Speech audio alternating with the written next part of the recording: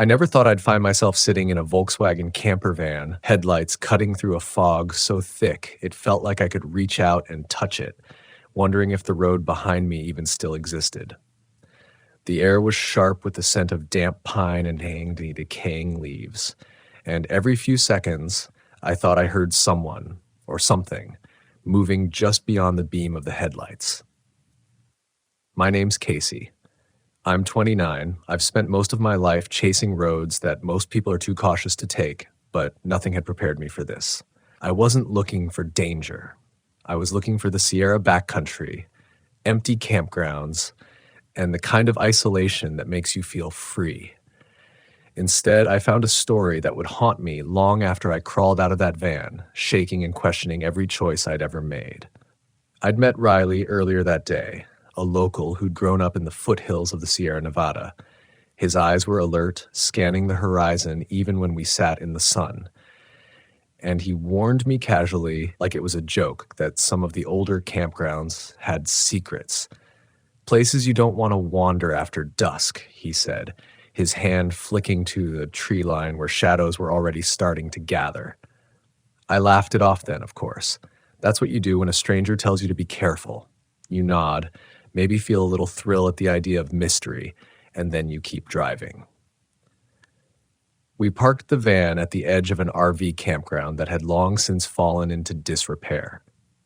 The asphalt was cracked and uneven, weeds pushing through every seam, and every camper there was either boarded up or hollow-eyed and empty. The kind of silence that doesn't feel like absence. It feels like something is holding its breath. As I stepped out, the ground soft beneath my sneakers from last night's rain. I felt it, that initial whisper of unease, the sense that the forest was observing me, calculating whether I belonged. I tried to shake it. I always try to shake it. There's a part of me that wants to convince myself I'm imagining things, that fear is just adrenaline tricking my senses. But it's impossible to ignore the smell first. Faint, metallic, like rust mixed with smoke, carried on the cool evening wind. My stomach tightened. Riley, ever casual, had already wandered to a nearby trailer, peering through a broken window. I followed, but more slowly, savoring each moment of normalcy while it lasted. Inside the van, I unpacked my gear, every small task grounding me, keeping my mind from spiraling. The engine hummed softly, my sanctuary from the fog pressing against the windshield. And then I heard it, a rhythmic knocking, distant, muffled but unmistakable. Not from the van, from somewhere in the campground itself. I froze, hand mid-reach for my flashlight. My heart thumped, a steady drum that somehow felt louder than the fog could hide. Riley for once looked uncertain. Probably an old tree branch, he muttered, but his voice carried a note I hadn't heard before. Doubt. I told myself to ignore it. I told myself the fog was playing tricks, that the campground had long been empty, and whatever noise I was hearing was a trick of the wind. I was lying to myself, I knew it, but lying felt safer than confronting the truth. And then I heard it again, closer this time, sharper. A deliberate series of knocks, like someone pacing in time with their own heartbeat. I tried the rational thing. I grabbed my flashlight and stepped out, van door creaking. The gravel crunched beneath my feet, the fog swallowing every beam of light I threw ahead. I called Riley, but he didn't respond immediately. And then I saw it, movement at the edge of the tree line. A shape, tall and ragged, drifting between the trees. Not human, not fully. Shadows clung to it, distorted it. I blinked, and it was gone. Fear, slow and insistent, began to creep up my spine. Not the adrenaline flash of panic, not the quick jolt when you see a bear on a trail, but the kind that lingers, that wraps around your thoughts like smoke. The kind that makes you question your instincts, makes you listen harder to every snap of a twig, every rustle of leaves. I wanted to leave. I wanted to drive miles away and never look back. But I couldn't, not yet, because I had come here to uncover something, and now I realized I was standing on the edge of the unknown, and the unknown was staring back. Riley eventually joined me, stepping out from behind the van, flashlight in hand. His face was pale, and for the first time I noticed how tense his shoulders were. "You see that?" I asked, pointing toward where I'd glimpsed the shape. He shook his head. I don't. Maybe. You know, people used to talk about this place, he said slowly, voice dropping almost to a whisper.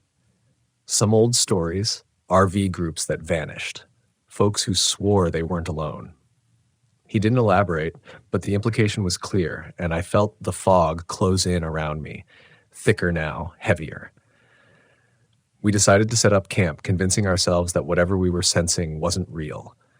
The van felt smaller than usual, walls closing in. Every sound, the drip of water from a low-hanging branch, the groan of an old trailer, the distant call of an owl, was amplified, each one a potential threat.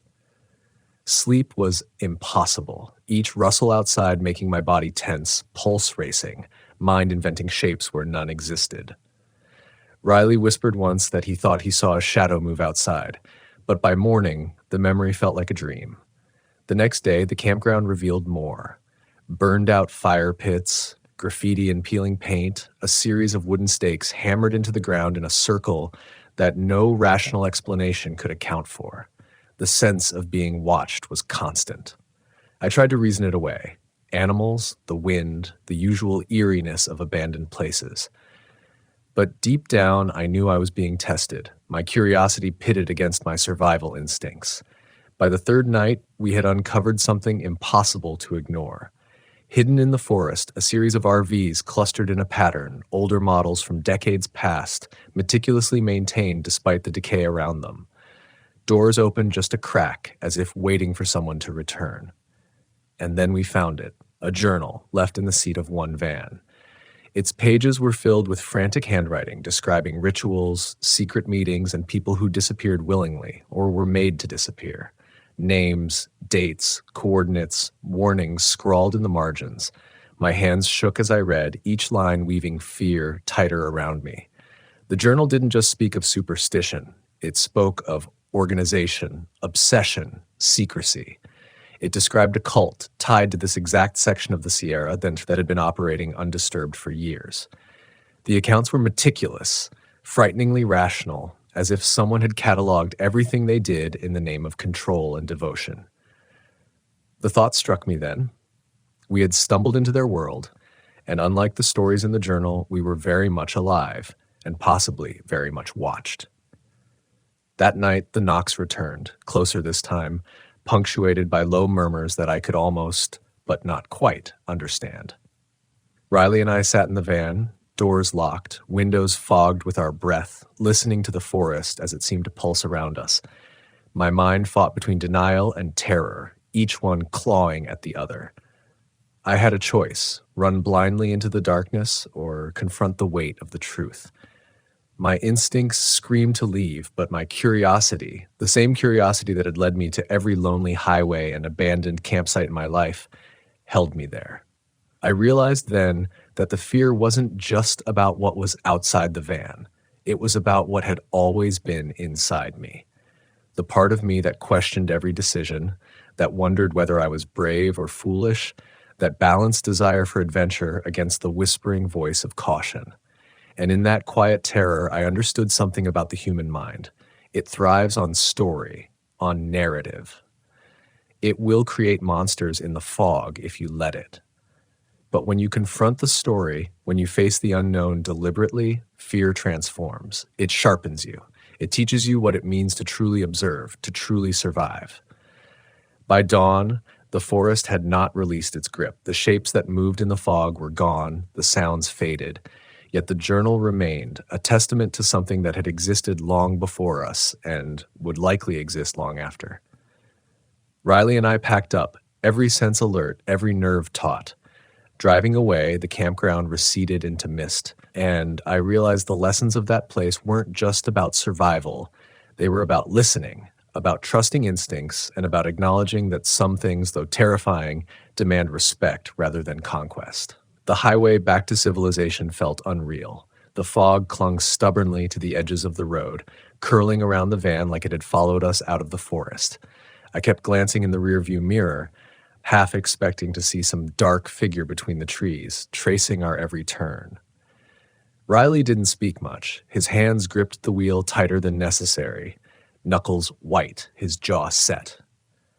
I knew we were both replaying the previous nights in our minds, piecing together fragments, chasing the echoes of the knocks, the murmurs, the fleeting shapes in the fog. I couldn't shake the sensation that we had been part of something much bigger than ourselves, something that had persisted quietly in the Sierra for decades. I thought about the journal constantly, its pages etched with obsession, secrecy, devotion, control. It wasn't just a record of a cult, it was a map, a history, a warning.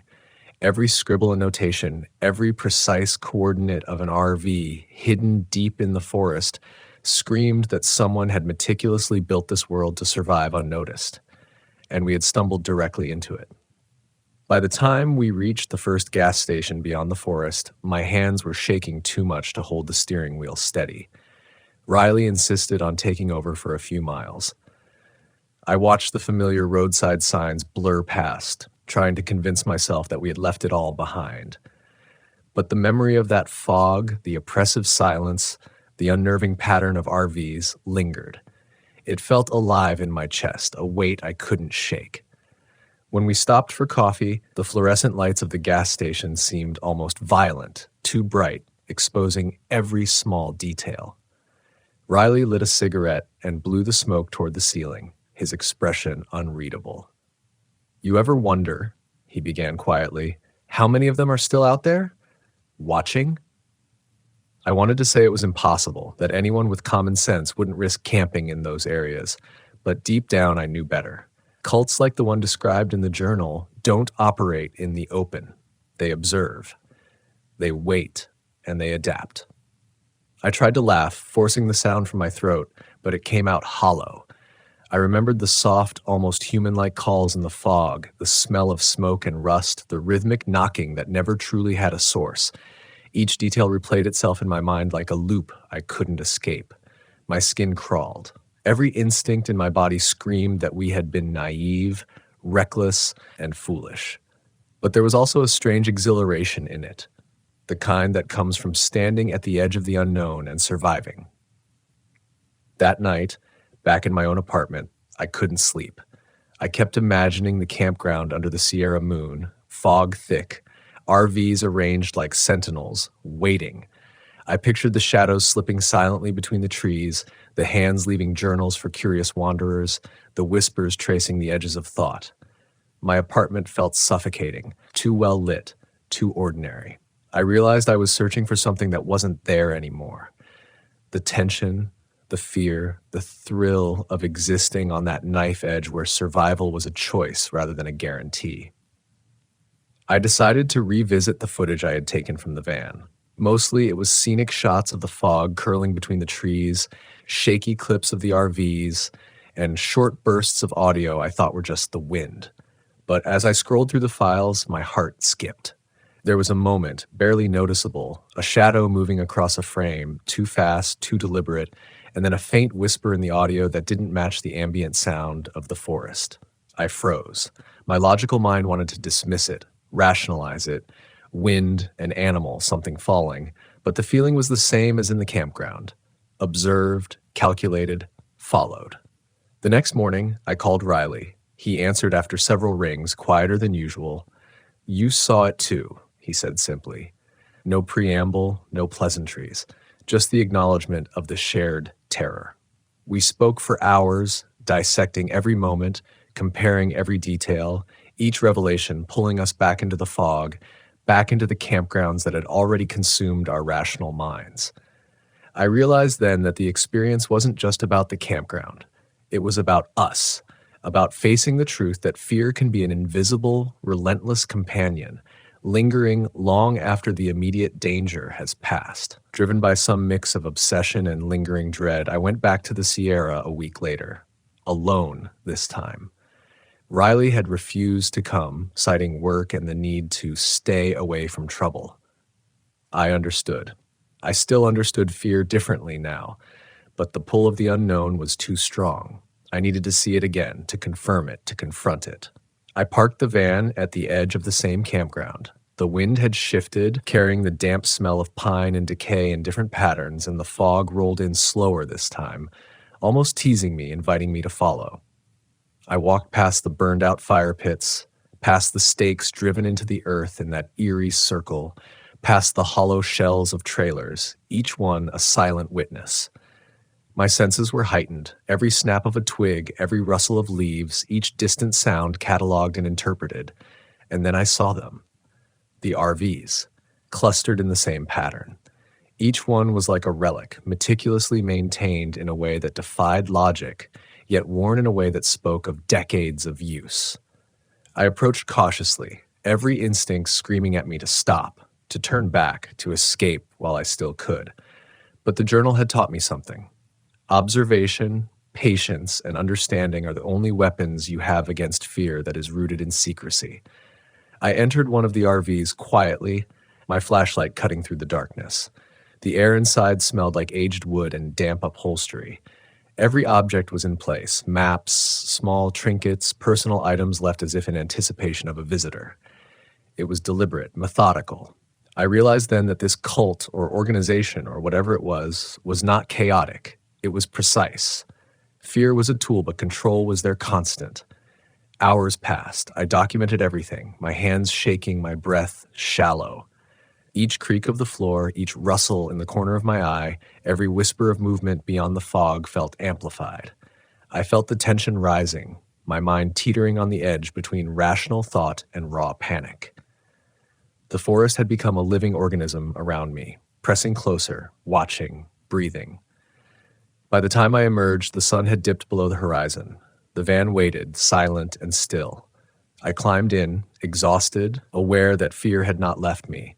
It had transformed into knowledge, into respect for the unknown, into a cautious awareness that survival is not only about running from danger, but about understanding it. I started the engine, letting the headlights pierce the growing darkness, driving back toward the familiar roads, the ordinary world. Yet, even as the Sierra receded behind me, the feeling persisted. I knew I had glimpsed something ancient, something carefully hidden, something that demanded respect. And I understood, in the deepest part of me, that the story was far from over. The RVs, the fog, the shadows, these were not just physical remnants. They were echoes of a fear that lingers, of curiosity that must be tempered with caution, of lessons that cannot be ignored. Driving through the night, headlights cutting through patches of fog, I thought about every choice that had led me here, every moment of hesitation, every instinct I had ignored or trusted. And I realized something important. Fear is not an enemy. It is a guide. It teaches you the limits of courage, the boundaries of exploration, the weight of the unknown. It shows you that some roads, no matter how inviting, carry more than just the promise of adventure. They carry the shadows of those who came before and those who are still watching. I don't know if I'll return to the Sierra again. Part of me hopes I won't need to. But the footage, the journal, the lingering whispers in the fog, these are lessons that stay with you. They remind you that curiosity, courage, and survival are inseparably intertwined. And in the quiet moments when the forest feels alive around you, you understand something that is almost impossible to put into words. That some truths are only revealed when you are willing to walk into fear, and that the shadows you encounter along the way are as much a part of you as they are of the world. The third night back in the Sierra was nothing like I expected. Alone again, I parked the van at the edge of the same campground, heart still thudding from the day's drive through the winding back roads. The fog rolled in differently this time, thicker, almost deliberate, curling in wisps that reached for the van as if testing its resolve. Every instinct told me to leave, to turn the wheel and drive until the taillights disappeared behind me. But something, curiosity, stubbornness, the compulsion to understand, kept me there. I stepped out, boots sinking slightly into the damp earth, and immediately felt the forest close in. The air smelled heavier now, musky, almost sweet with decay. The silence pressed against my ears until every small sound was amplified. A branch snapping in the distance, a faint scuffing on gravel, the hum of the van's engine vibrating through the ground beneath me. I clutched the flashlight like a lifeline, each beam of light cutting a narrow path through the thickening fog. That's when I saw it. Movement. Slow, purposeful. a figure stepping out from behind one of the RVs I had documented before. Not entirely human, too tall, with elongated limbs that didn't bend naturally, draped in shadows that seemed to swallow the light. I froze, breath caught in my throat, every muscle tightening. My logical mind tried to rationalize it, trick of the fog, shadows of the trees, but every nerve in my body screamed otherwise. I called out, voice trembling. "Hello? Is anyone there?" Silence. The figure didn't respond, didn't move further. It just watched. And then the forest around it stirred, soft rustling, almost synchronized, like the shadows themselves were moving in unison. My stomach lurched, and I realized I had stepped into a rhythm I didn't understand, one older and more deliberate than I could possibly imagine. Fear became physical. My hands shook so violently I could barely hold the flashlight steady. My chest felt tight, every breath shallow, lungs straining against the cold, damp air. But curiosity edged out panic. I had to know. I had to see, one step forward, then another. Each footfall a drumbeat in the oppressive silence. I approached the RV cluster, shining the light over each one. Doors cracked open, revealing interiors that were eerie in their normalcy, perfectly arranged, lived in, yet abandoned. And then I saw something that made my blood run cold. Fresh footprints around one of the units, pressed into the soft earth, circling the van as if someone or something had been studying me. Not hours ago, not yesterday, but very recently. The figure emerged from the fog again, closer this time. I could see a face, or at least the semblance of one, pale, elongated, with eyes that reflected the beam of my flashlight unnaturally. My mind wanted to scream, to run, to abandon everything. And yet, I was rooted to the spot, forced by a mix of fear and fascination. It raised a hand slowly, deliberately, pointing toward the forest. I hesitated, understanding that the gesture wasn't welcoming. It was a warning, a challenge, a command.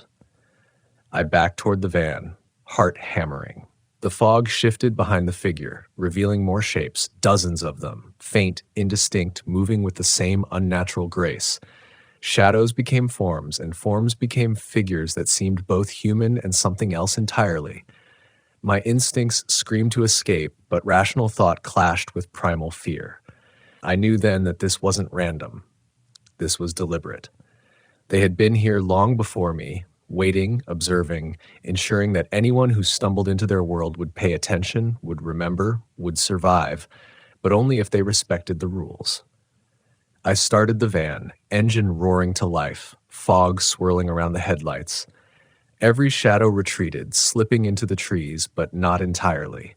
Something lingered in the periphery, a reminder that the forest itself was alive, a sentient entity shaped by the people, or whatever, who called this place home. I drove slowly, every muscle taut, eyes darting to the corners of the van, searching for movement that might not be real.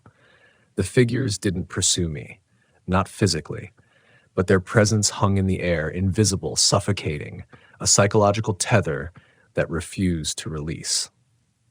By the time I reached the main road, the first hints of dawn were brushing the horizon. The forest receded behind me, fog thinning, revealing a landscape that looked ordinary, mundane, almost safe. And yet, I felt the tension linger, like a shadow cast across my chest. I understood something profound in that moment. Fear was not the enemy. Fear was the teacher. It had guided me through the unknown, forced me to observe, to respect, to survive. And in its harsh, unrelenting way, it had gifted me clarity. I spent the next several days processing everything I had experienced, reviewing footage, rereading the journal, and tracing the coordinates marked in meticulous handwriting. Each line reinforced the truth. This wasn't folklore. It wasn't legend. It was a carefully orchestrated existence, hidden in plain sight, demanding caution, patience, and respect. And I realized something else. This experience wasn't just about the Sierra RV cult. It was about every choice I'd ever made on the road, every time I had followed curiosity over instinct, bravery over caution. It was about understanding that true exploration comes with responsibility, the responsibility to observe, to survive, to respect the invisible boundaries drawn by those who came before. I started sharing my story with close friends, cautiously, leaving out details that might draw attention to the exact locations. And I noticed something interesting. Fear, when shared, became something else. It became a tool for reflection, a mirror for the human experience. People leaned in not because they wanted to hear about the supernatural, but because they understood the internal struggle, the confrontation with fear, the dance with uncertainty, the reconciliation with the unknown. Even now, months later, I find myself thinking about that fog, that forest, those shapes moving just beyond the light. The memories come unbidden. The smell of pine mixed with decay, the sound of soft knocks in the night, the whispers that didn't belong to any human voice. And with each recollection, I am reminded that fear is not a failure. Fear is a lesson. It is proof that you are alive, aware, and capable of facing challenges that demand more than brute strength or courage. They demand observation, respect, and patience. I still take the van out on long trips, still seek out abandoned campgrounds, but I do so differently now. Every footstep, every choice of campsite, every encounter with the unknown is tempered by the lessons of that night in the Sierra. Fear no longer paralyzes me, it guides me. It reminds me that there is a rhythm to danger, a pattern to the unknown, and that survival depends on understanding, not just reaction.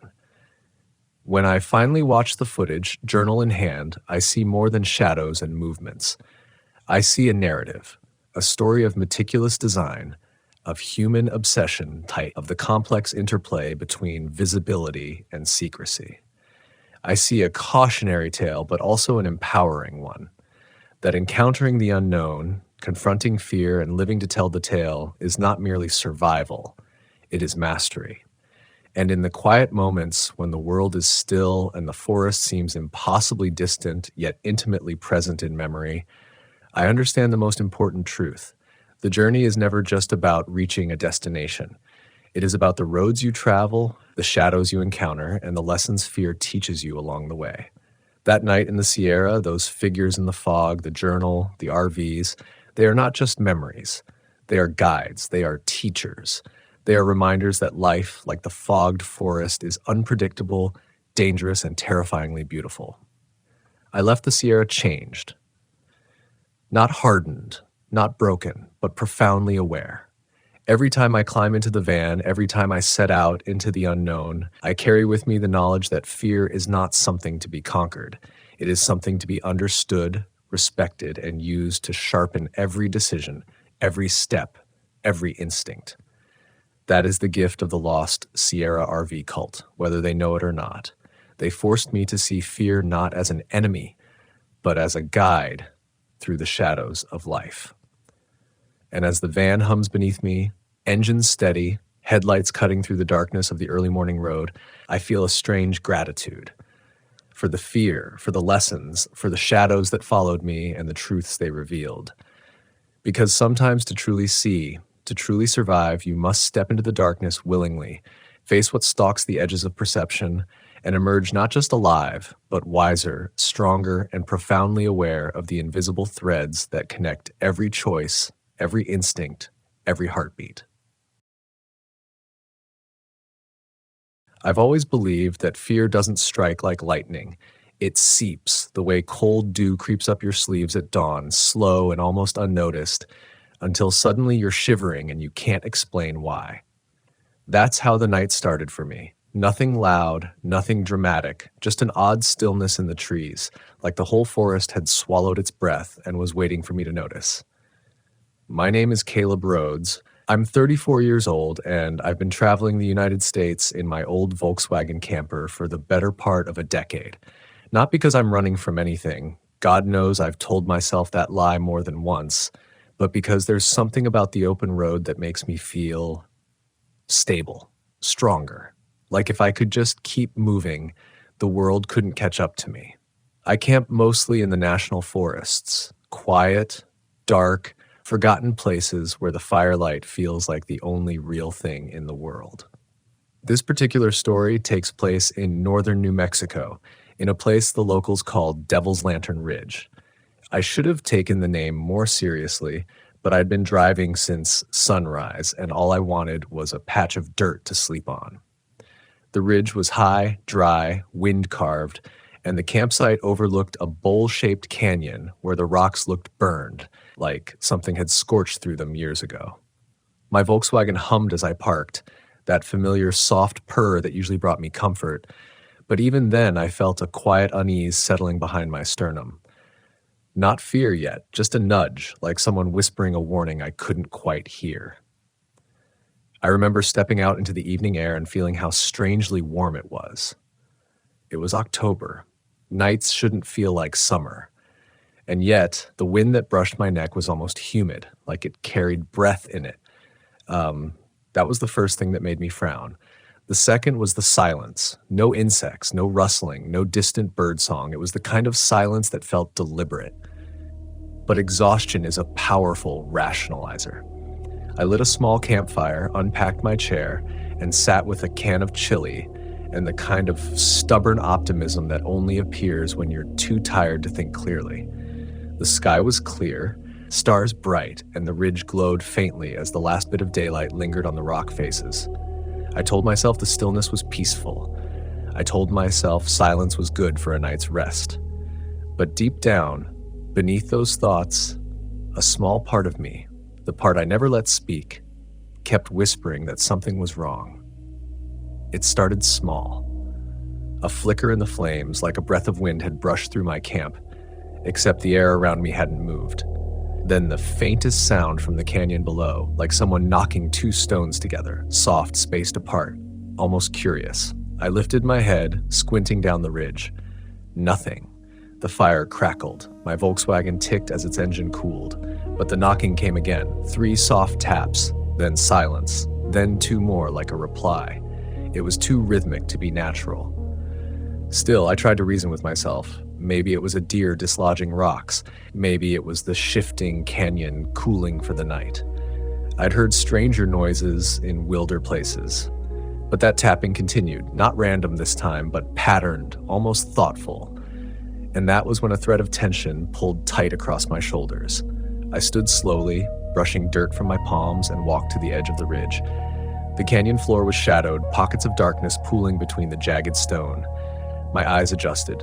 The wind brushed my hair. Then, the knocking stopped. The sudden absence of sound hit me harder than the knocking itself. My breath caught in my throat. I listened, really listened, but the quiet was suffocating, too heavy, too precise, like the canyon had been waiting for me to notice. I backed away slowly, forcing myself not to spin around and run.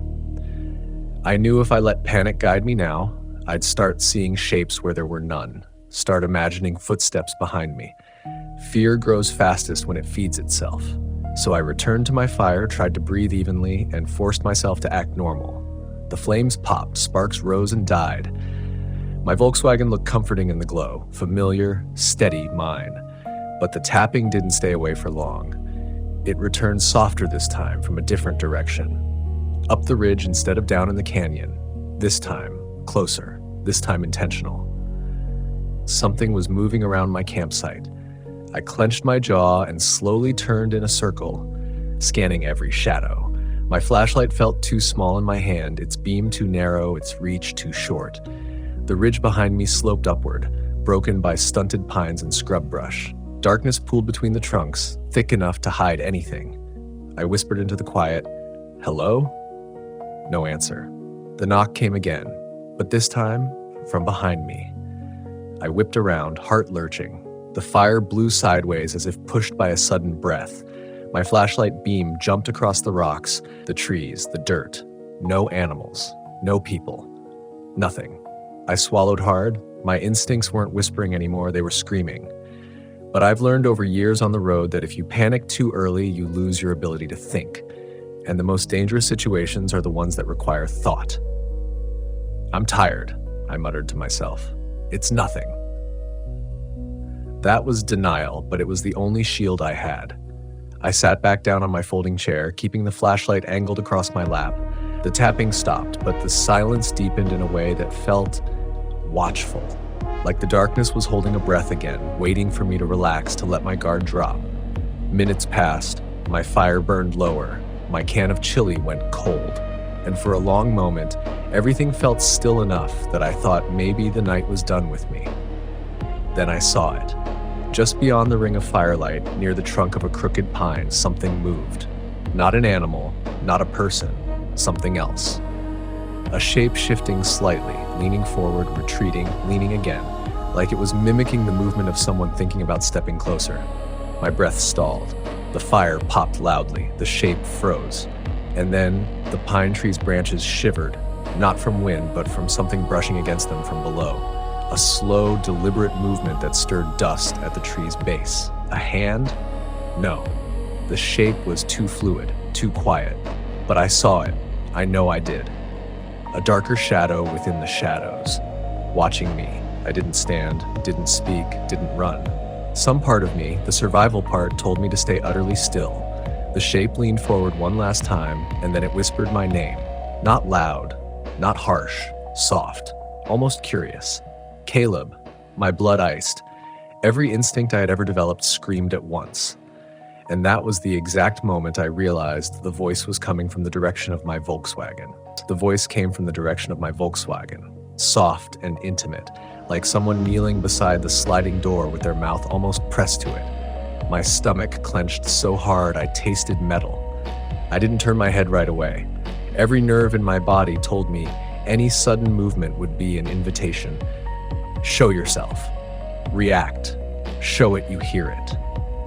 But I couldn't pretend I hadn't heard my own name spoken in a voice that didn't belong to anyone I knew. A voice that sounded like it wasn't used to speaking at all, straining each syllable as if learning them for the first time. The fire in front of me burned low, and the darkness beyond the ring of its orange glow thickened into something heavy. I forced my eyes toward the Volkswagen, just slowly enough that I didn't betray the panic tearing through my chest.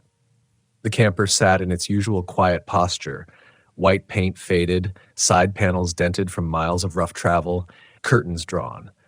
But behind the windows, the shadowy interior felt wrong, too dark, too full, like someone was sitting in the passenger seat, perfectly still, waiting for me to look directly at them. My throat tightened. Who's there? My voice sounded small, even to me. It's not a word this time. A tap.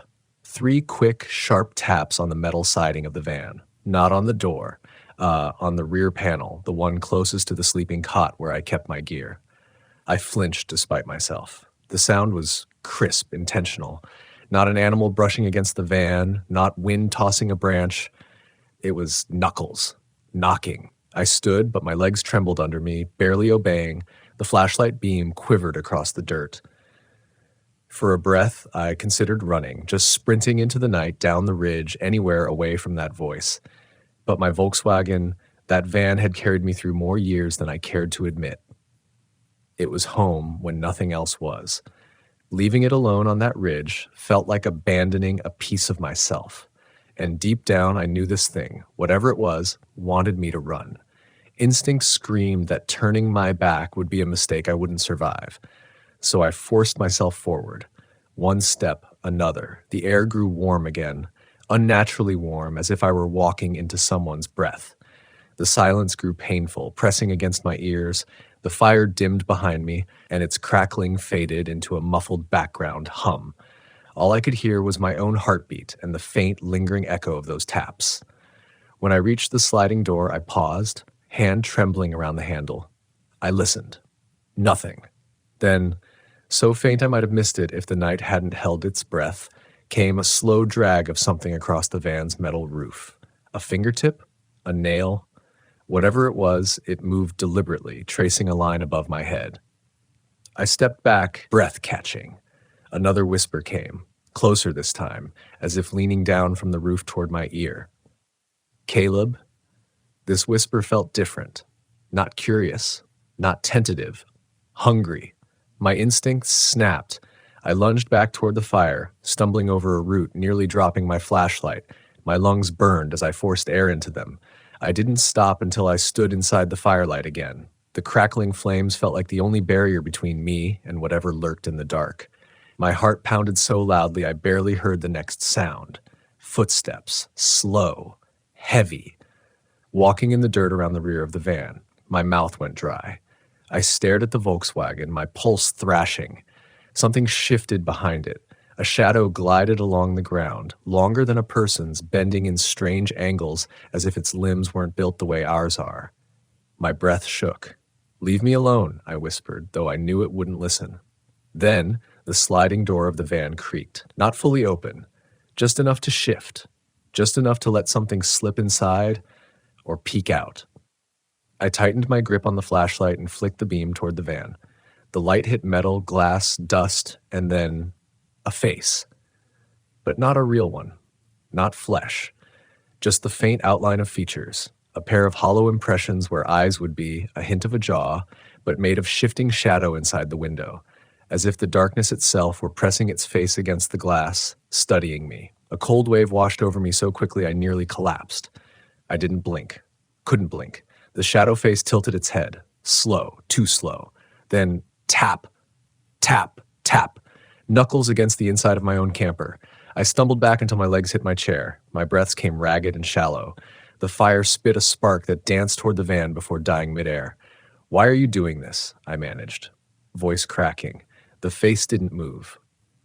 Didn't speak. But something else did. The dirt behind me shifted.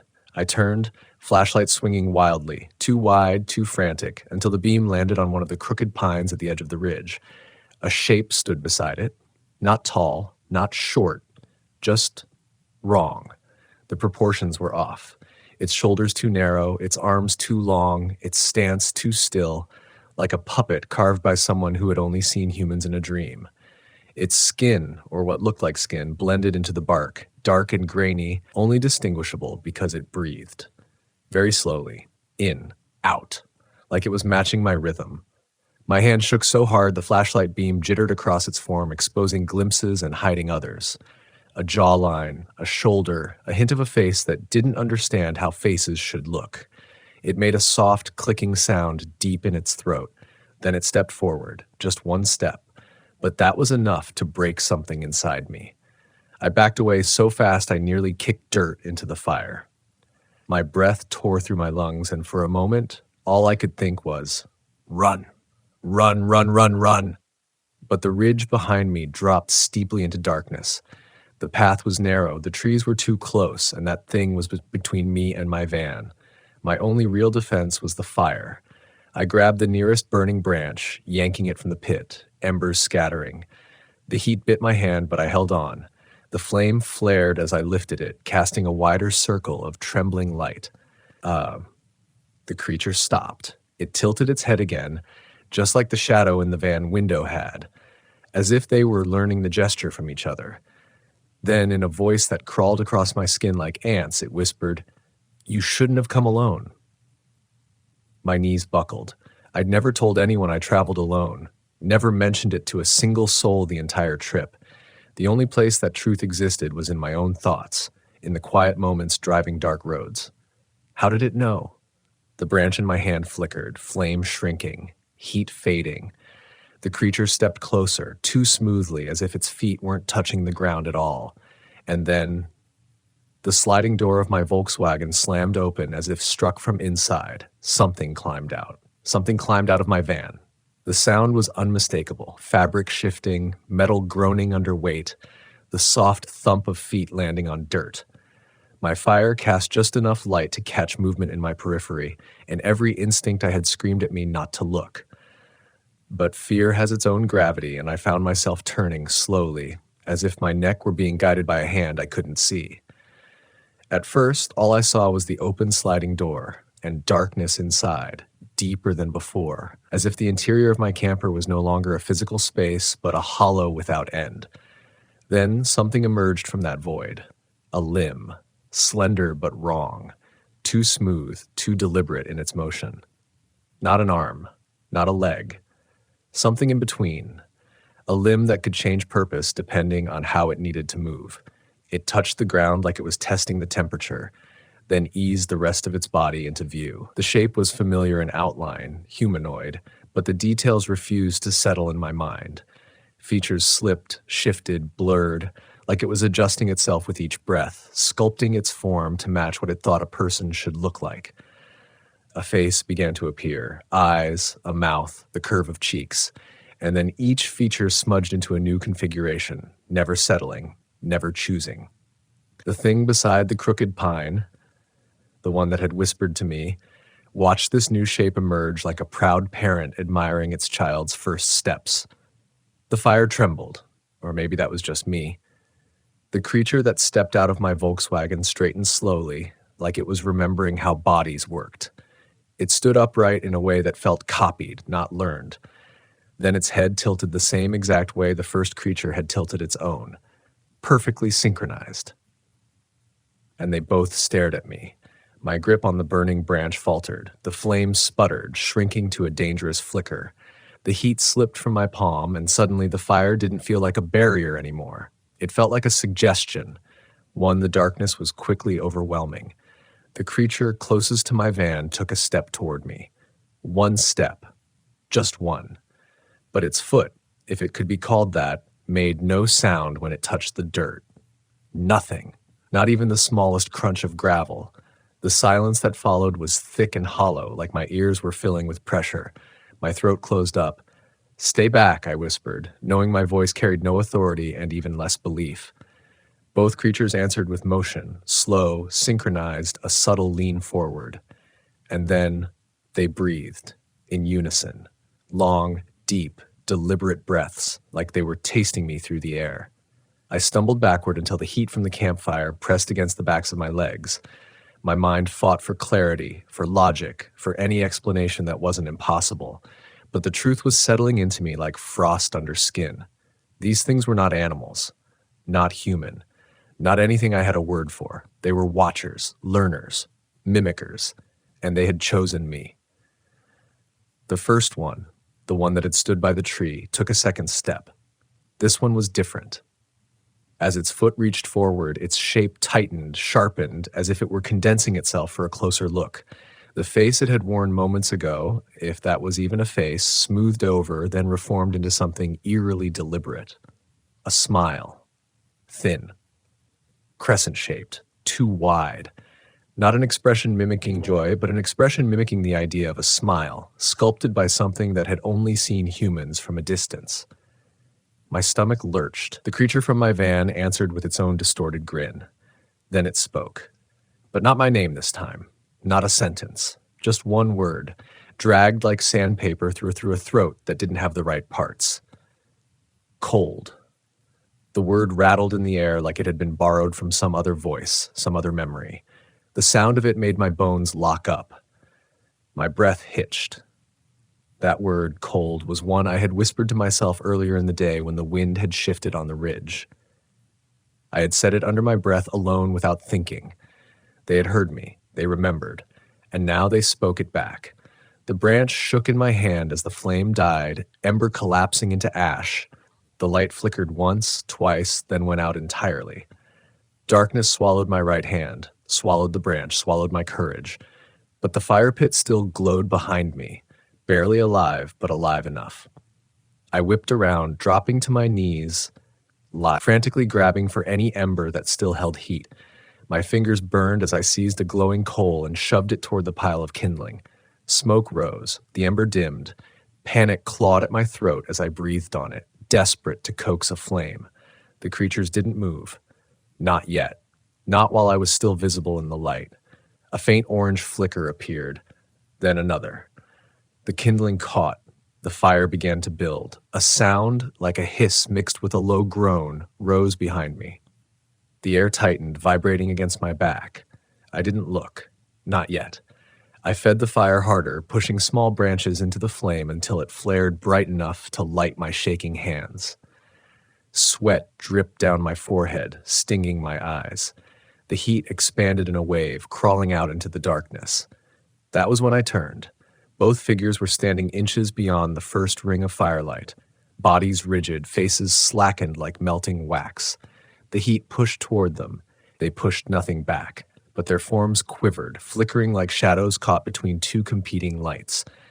The one nearest the tree made a deep, gurgling sound, displeasure or frustration, like the fire forced it to hold its distance.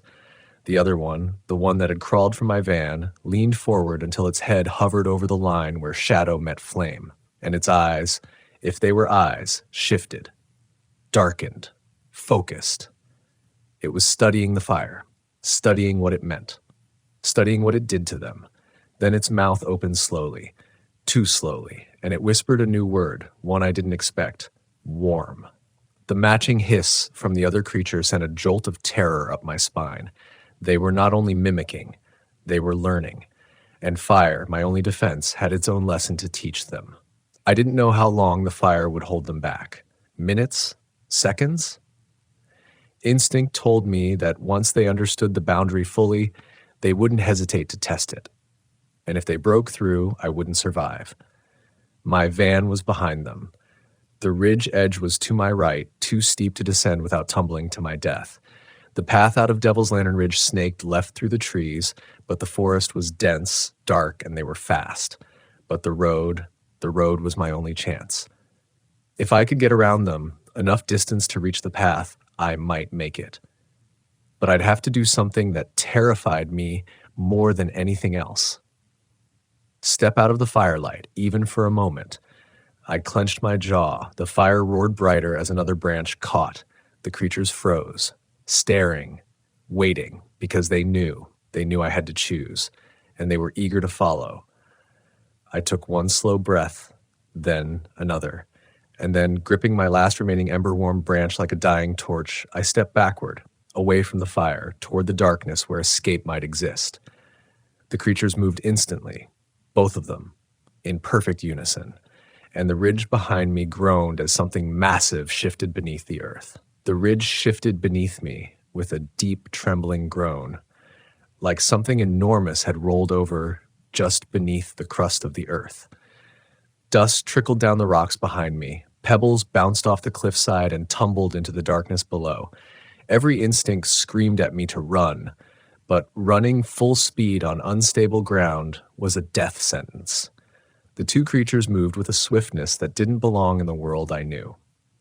Their limbs extended just slightly, not enough to look unnatural unless you stared, but enough that they covered distance faster than anything should. They didn't sprint, they glided, twisting through the pockets of shadow as if the darkness willingly parted for them.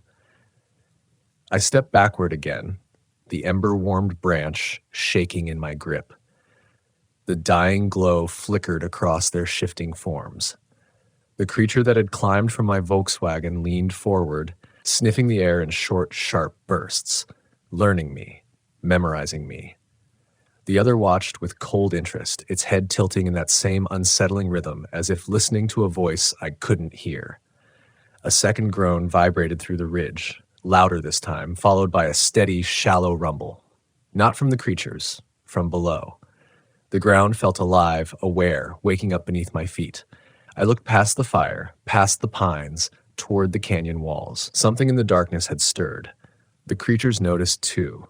Their attention flicked away from me and toward the canyon, bodies tightening, faces smoothing into tension. The one nearest my van hissed, a rattled exhale that scraped against the night. For a brief, thin moment, I realized something I hadn't even considered. They weren't alone on this ridge, and whatever else was out there frightened them. My pulse quickened. I took advantage of their distraction, stepping sideways across the gravel, inching toward the faint outline of the dirt road. The fire was behind me now, my last source of safety shrinking with each step. The heat faded from my skin, replaced by the cool, suffocating hush of the open night. The two creatures pivoted back toward me the moment I left the circle of warmth. Their bodies tensed as if disappointed they'd let me move at all. One shifted forward, slow, deliberate, testing. Even in the dim light, its face moved unnaturally, muscles twitching beneath skin that didn't belong, molding into expressions it didn't understand. Then another rumble rolled under the ground, stronger than before. The creatures jerked their heads toward the canyon again. I didn't dare look. Looking would break my focus. Looking would break the thin thread of courage I was holding on to. I kept sliding sideways. The ember branch dimmed further, the last glow weakening under the night air. Soon it wouldn't be a deterrent at all. My foot caught a loose rock. It clattered across the ground. Both creatures' heads snapped toward me in perfect unison. I froze. Their bodies tightened like bowstrings. My voice barely found shape. Don't. The canyon answered instead. A sound, low, deep, resonant, rose like a long exhale from a throat buried beneath miles of rock. Not a rumble, not a shift, a moan. The creatures recoiled. For the first time, they looked afraid. I dared a glance at the canyon. The shadows moved. At first, I thought it was my imagination, darkness shifting inside darkness. But then I saw the faintest outline of something rising from the canyon floor.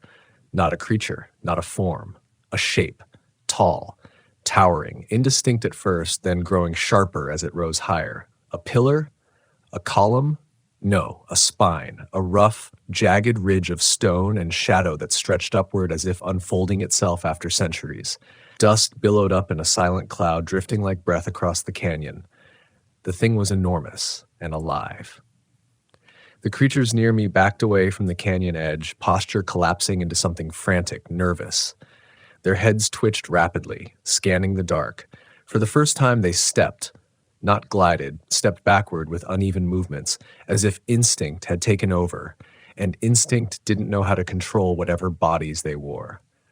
That was the moment I realized they had been watching me, but they hadn't been hunting me. They had been hiding behind me, hiding from whatever was waking beneath the ridge. My lungs seized. I tightened my grip on the dim ember branch, my palms sweating.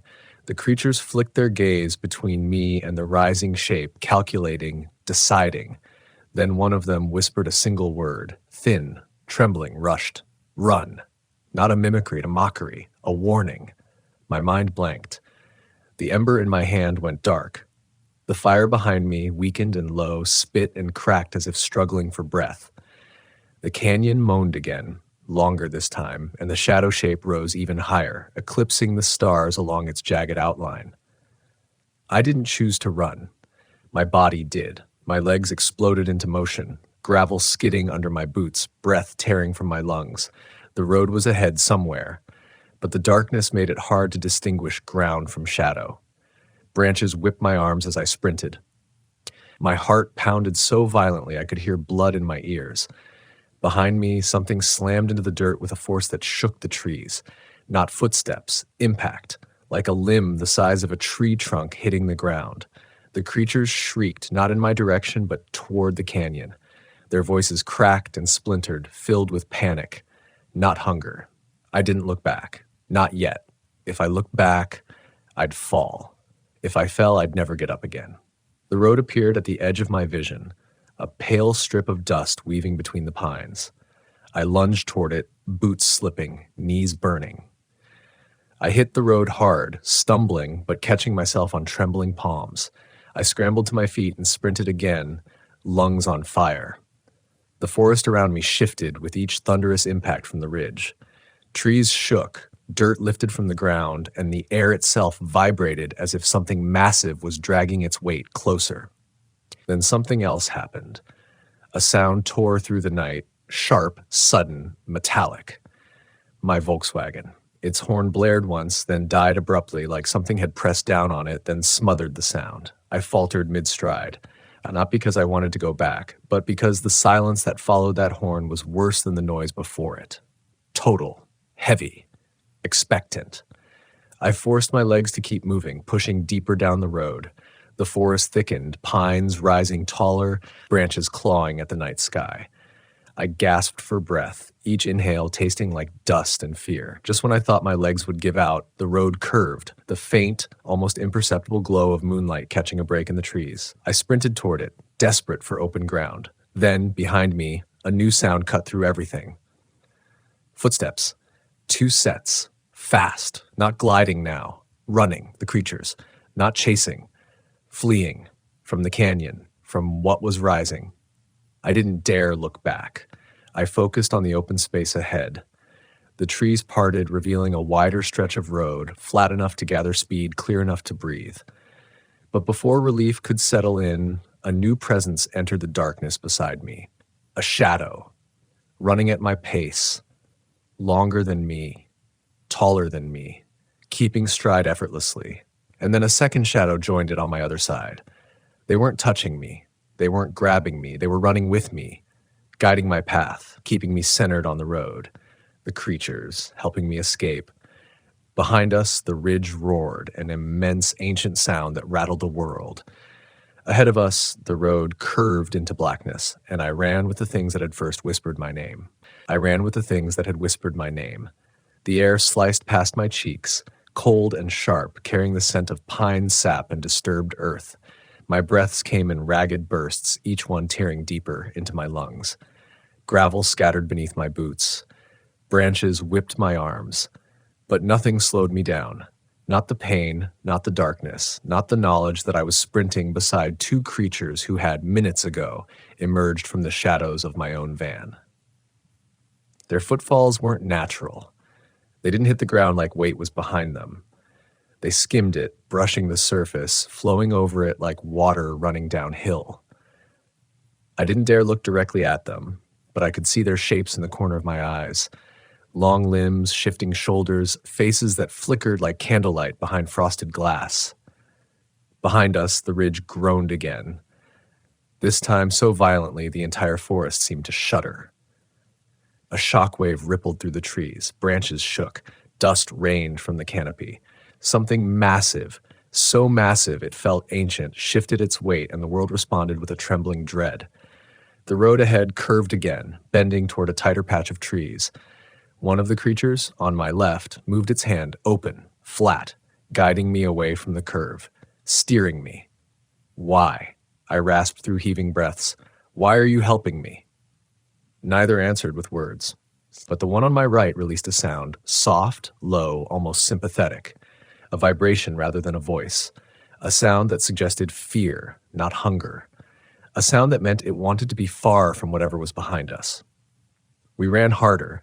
The forest blurred, the road narrowed, the moonlight barely seeped through the thickening branches, turning the world into fragmented stripes of pale silver in deep shadow. Then, behind us, the ground split with a thunderous crack. Not a natural crack, not the sound of boulders falling or trees snapping, the sound of something breaking through. The creatures on either side of me jolted, their bodies stiffening, their strides lengthening with sudden urgency. Their movements quickened, too fast, too fluid, and I struggled to keep pace. Sweat stung my eyes. My legs burned. My chest felt like it was tearing open with every breath. I stumbled. Just a misstep. One rock, one moment, one slip. But the creature on my right grabbed my arm before I fell. Its hand was cold. Not corpse cold, empty cold, like a space where warmth had never existed.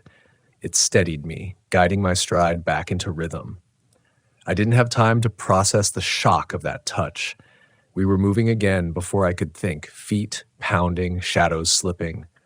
The road widened slightly, revealing an old wooden fence running along the right side, weathered boards, half-collapsed posts. It marked the border of a long abandoned ranch, one I'd seen on a map earlier but hadn't planned to stop at. The creature on my left veered toward it, not attacking, leading, as if telling me, this way. I hesitated, but only for a heartbeat, because the ridge behind us roared again, and this time the roar wasn't stone, it was voice. A deep, vibrating, mournful voice that rattled through my bones like a bell rung underwater. Pain shot through my skull, my vision blurred. The creature beside me tugged at my jacket. Sharp, urgent. The fence. We needed to cross it. I sprinted toward it, lungs on fire. The fence was half rotted, but spikes of broken wood jutted from the top. I threw myself at it, swinging one leg over, grabbing the far post, nearly tearing the sleeve of my jacket. My boots hit the ground on the other side with a jolt that shot up my spine. The creatures didn't climb. They slipped, like shadows stepping through a thin membrane. Their forms blurred for a moment, then re-solidified beside me on the ranch property. Ahead stretched wide open ground, dry grass, skeletal remains of old barns, a rusted cattle gate leaning like it had given up years ago. The moonlight illuminated more here, revealing a long dirt track running between two overgrown grazing fields. For a heartbeat, the world felt strangely still. Then the earth behind us convulsed. A crack split across the ridge. A tower of black stone, not natural stone, wrong stone, erupted upward like a spine pushing through skin. Dust blasted outward in a choking wave. The creatures beside me screeched, not at me, but at the sky. Their bodies contorted in panic, limbs bending in directions that screamed instinct rather than intent. One pointed long finger, trembling tongue, toward the far end of the ranch road. A barn, half collapsed, barely standing, but sheltered. Sheltered from the ridge. Sheltered from whatever hunted the things that hunted me. I didn't question it. I ran again. This time the creatures didn't flank me. They followed behind, matching my pace, urging me forward with clicks and low, vibrating sounds. The ranch grass brushed my boots, rusted barbed wire tangled along the path. The wind picked up, hot and fast, and carrying the scent of sulfur. Something big exhaled behind us, and the air wavered with the force of it. I reached the barn door, half hanging, half splintered, and shoved it open with all my strength. The old hinges screamed but gave way. Inside, dust swirled in heavy clouds.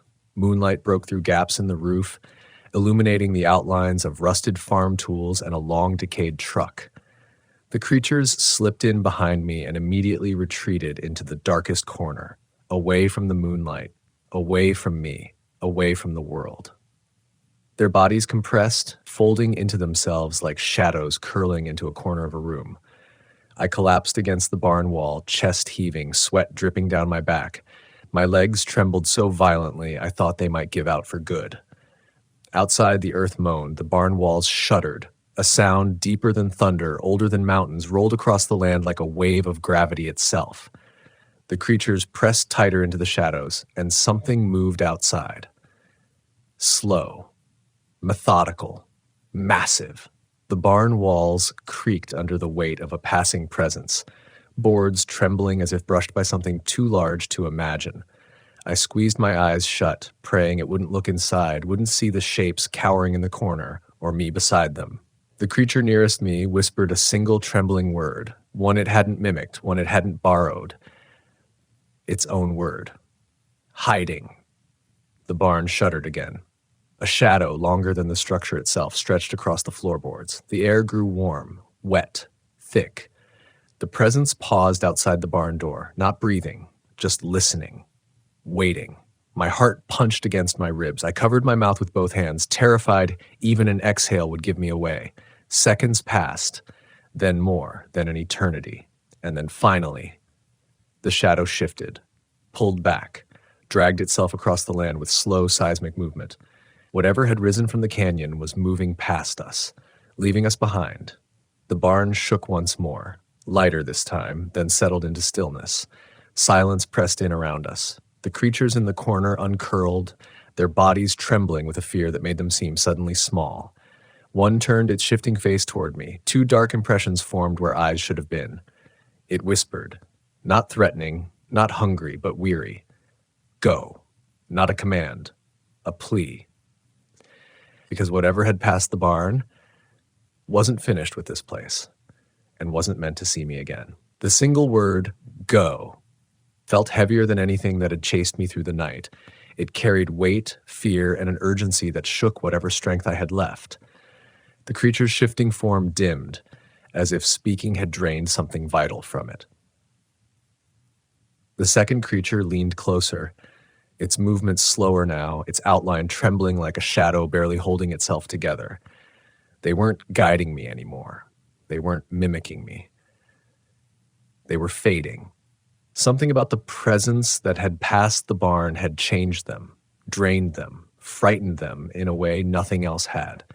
Whatever they were, whatever had created them or taught them to mimic the living, they were not built to withstand the thing that had risen from the canyon. I swallowed hard, forcing myself to my feet. My legs felt like rubber bands stretched to the point of snapping, and my lungs still burned in a dull, throbbing rhythm. Dust settled around me in the stale, suffocating air of the barn. The creatures shifted again, almost shrinking back into the shadows they'd used as shelter. The closer one lifted its head. For a moment, its face rippled like the creatures were trying to shape one final expression. Not hunger, not curiosity, recognition. It lifted one limb, touching the air between us. Not a reach, not a threat, a gesture.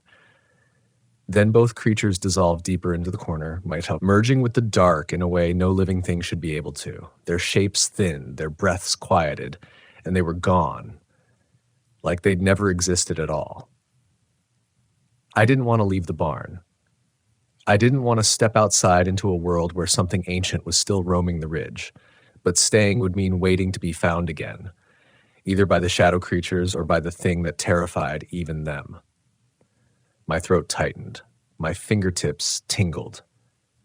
I forced myself to move, one step, then another.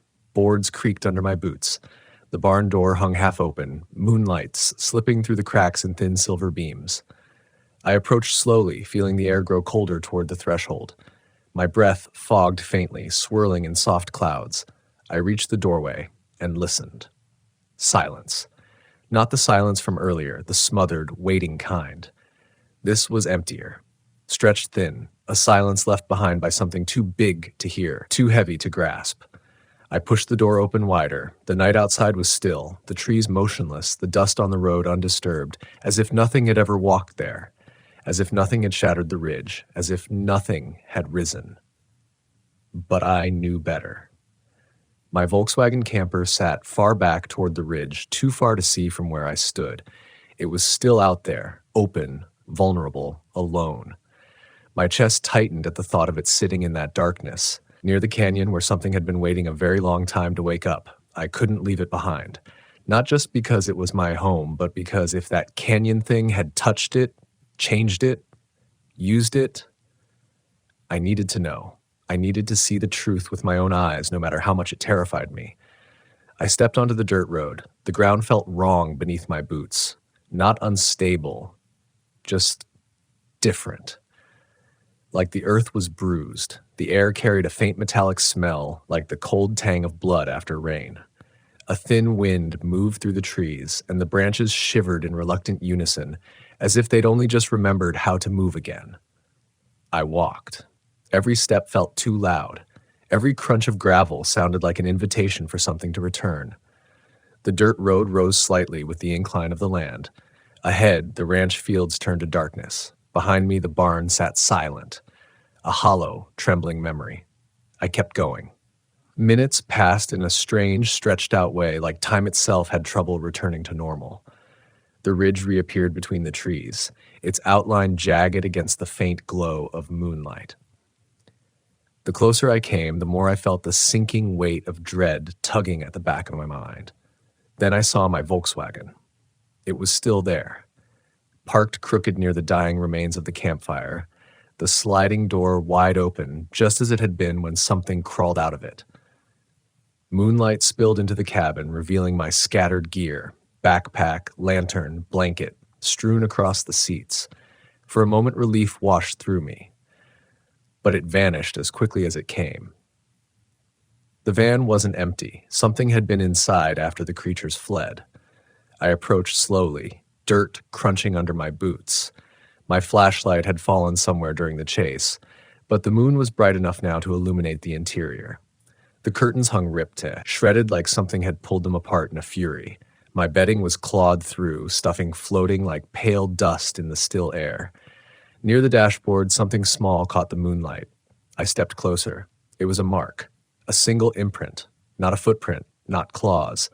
Something like a hand, but broader, flattened, as if it didn't belong to anything that needed fingers or palms.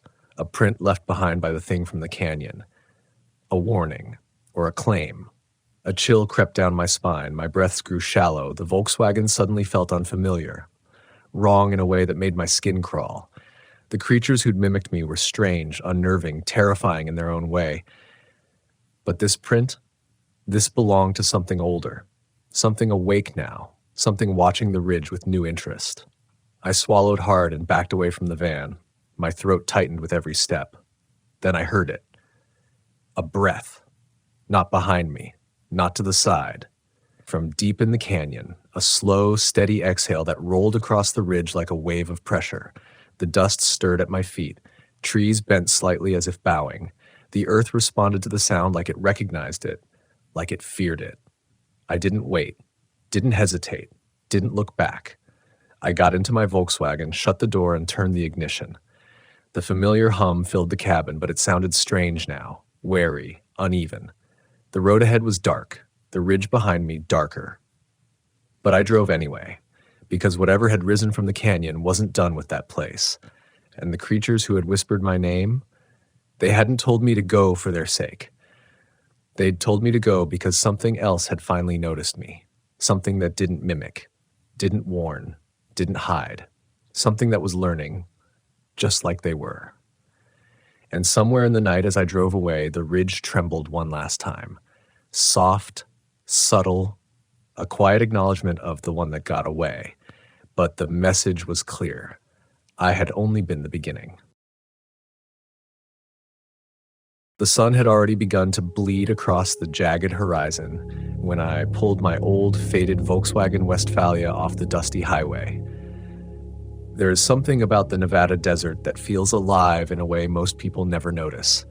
The heat shimmering off cracked earth, the wind twisting strange patterns through rock and sand, the distant mountains standing like silent, judgmental sentinels. I had been chasing that kind of silence, hoping to lose myself in it for a weekend, but even as I set the tires down on the uneven ground, an unspoken tension hummed in the air. It was not the kind of fear that hits you all at once. It was quieter, a subtle, insistent prickle at the back of your neck, as though the desert itself were watching me, testing me.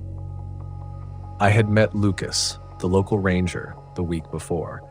He had grown up here and knew every hidden canyon and dry creek bed like the back of his calloused hands. "If you're looking for solitude," he said, squinting under the brim of his hat, "the old gravel wash is yours. Just keep your wits. Not everything out here plays by the rules." I thought he was joking, the way people do when they enjoy being cryptic. But when he handed me a hand-drawn map, the edges tattered and slightly singed, there was an intensity in his eyes that stayed with me. By the time I parked near the wash, shadows were already lengthening, folding over the sandy expanse like sheets of dark silk. I killed the engine, stepped out, and the heat hit me in waves, dry and invasive. The desert smells different when it's cooling, a mix of burnt sage, sharp minerals, and a faint, metallic tang that did not belong to anything I could identify. I inhaled slowly, trying to ground myself, but something about the silence made it feel as if my lungs were echoing back at me. I unloaded the essentials into the van, my hands brushing against worn canvas and cold metal. I had been on enough solo trips to know that comfort is mostly an illusion, but even the small rituals of setting up, popping out the bed, lining the sleeping bag just right, arranging a few lights on the dashboard, felt like staking a claim, asserting a fragile sense of order in a place that clearly had its own. The wind kicked up as the sun finally dipped behind the horizon, and the first stars pricked the sky, cold and distant. The kind of stars that make you feel infinitely small and infinitely watched at the same time. I was just pouring water into a bottle when I heard it, a sharp, deliberate knock on the roof of the van. I froze mid-movement, my heart picking up pace. At first I thought it was the wind, maybe a branch scraping, but the sound came again, slower this time, deliberate, measured. My chest tightened. I told myself it was nothing, that Lucas had warned me the desert was full of tricks on the senses, how shadows bend and echoes deceive. Yet I could not shake the feeling that someone, or something, was studying me from the darkness beyond the thin metal shell of my home. I climbed back into the driver's seat, careful to keep my movements slow, and turned the key in the ignition just enough to light the dashboard. My fingers trembled slightly, not from the chill that had set in like a knife, but from the sudden awareness of how alone I was. The wash stretched endlessly in every direction, empty except for the odd twisted cactus or crumbling rock formation. And yet, in the peripheral shadows, I could almost convince myself I saw movement, a silhouette that paused when I tried to focus, then dissolved back into the desert night. I tried to breathe through it, told myself this was what I wanted. Solitude, quiet, a break from the constant noise of life. And yes, I had camped in the desert before, alone or with friends, but never this far out, never in a place so stripped down that even the wind seemed hesitant. I closed my eyes for a moment, listening to the rhythmic sigh of the night, and then the sound came again. Soft footfalls, careful, deliberate, circling the van. My heart raced, a dull thump that felt almost loud enough to betray me. I reached for the small flashlight I keep in the glove compartment, switched it on, and swept the beam across the surrounding sand. Nothing. Only rocks, cacti, and the way shadows stretched impossibly long in the low light. And yet the sense of being watched did not go away. I realized I was holding my breath, shoulders tight, my mind racing through scenarios I would usually dismiss as paranoia. But something had changed. Something about the desert that night made fear feel like it had substance, as though it could reach out and touch you if you faltered. Hours passed. I could not sleep. I tried reading, tried telling myself I was overreacting, but the silence itself became a living thing. The occasional distant howl, animal perhaps, though I could not be certain, cut through the desert's stillness and made my pulse spike. Shadows moved just beyond the reach of the flashlight, or perhaps I imagined them. Each time the wind shifted, a scraping sound ran along the roof like nails across metal. My instincts told me to flee, to leave before whatever it was found me, but my stubbornness, always my downfall, kept me rooted. Around 3 a.m, I finally left the van, not out of bravery, but out of a desperate need to confront the source of my unease. The ground was cold under my boots, sand shifting like loose teeth beneath each step. I followed the faint impressions I could make out in the moonlight, hesitant, careful, every nerve screaming at me to turn back. And then I saw it, a figure, or something that had once been one, hunched near a cluster of rocks, unmoving, as though waiting. My first instinct was to call out, but my voice caught in my throat.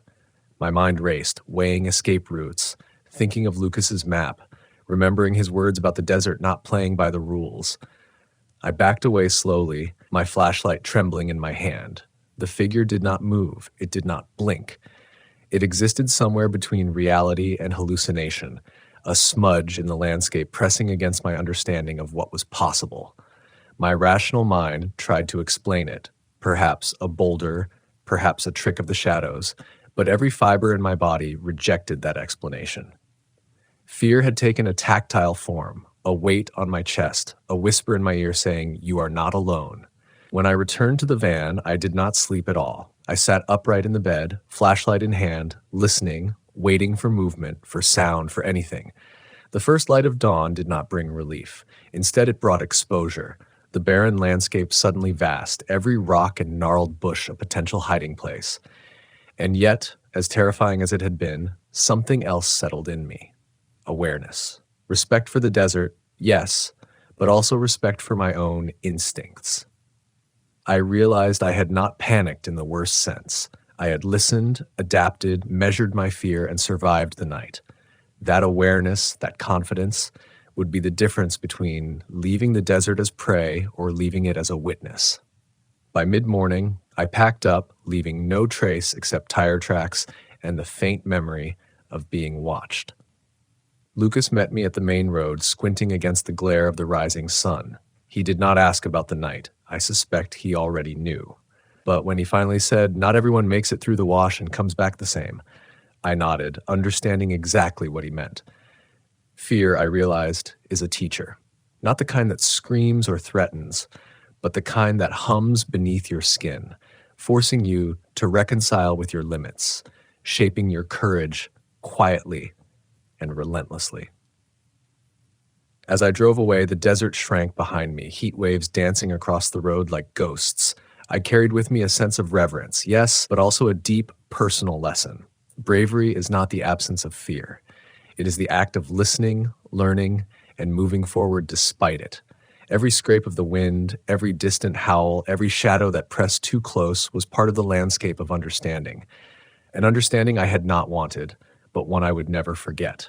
And so I drive on, my Volkswagen humming like an old friend, knowing that somewhere beyond the horizon, the desert waits. Silent, patient, full of lessons for anyone willing to pay attention, anyone willing to respect the unseen. That night, that wash, and the figure in the darkness taught me more about fear, resilience, and self-trust than any other camping trip ever could.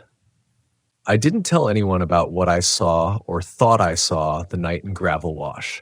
It's one of those things you keep tucked in your memory, like a sharp stone in your pocket, because the moment you speak it aloud, it might change, become less manageable.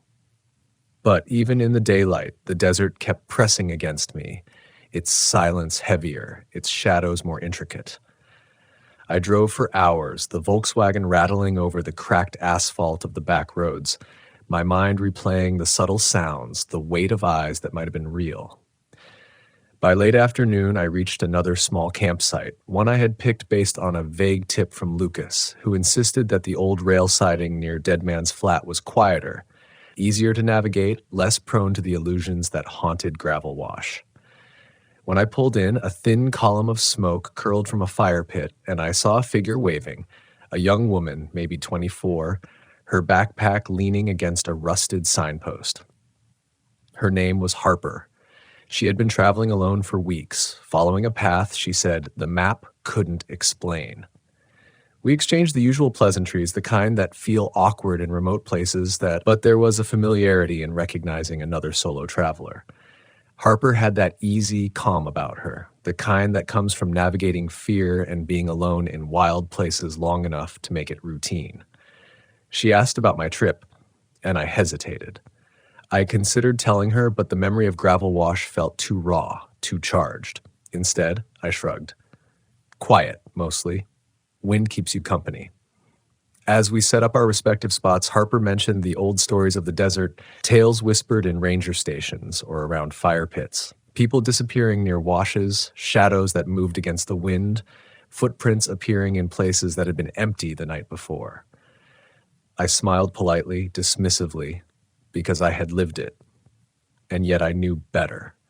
The desert is patient, and it waits for curiosity to tip into recklessness. Night came again, and this time the wind was harsher. It slashed against the canvas of my Volkswagen, rattling the pop top like the whisper of dry bones. Harper had her own small lantern glowing faintly, and I could see her figure hunched over a notebook, sketching, recording, cataloging. I envied her ability to focus, but I also knew that I would never truly escape the memory of the previous night. It was a living thing now, tucked into the rhythm of the desert. Then I heard it, first faint, almost inaudible, like the scraping of claws over stone. I froze. Harper looked up, eyes wide. Neither of us spoke at first. The sound came again, louder this time, circling the campsite. I could feel my pulse in my ears. I told myself it was the wind. I tried to convince Harper that it was nothing, that the desert has ways of making normal sounds feel unnatural. But even as I spoke, I knew the truth. Whatever it wasn't ordinary. I grabbed my flashlight and stepped out, careful to keep the beam low, scanning the perimeter. The desert was a black ocean, rocks and scrub appearing like sinister silhouettes. A sudden rustle to my left, and I spun, swinging the light. Nothing. Just shadows bending unnaturally against the moonlight. My stomach churned. Harper's voice broke the tension, quiet, almost fragile.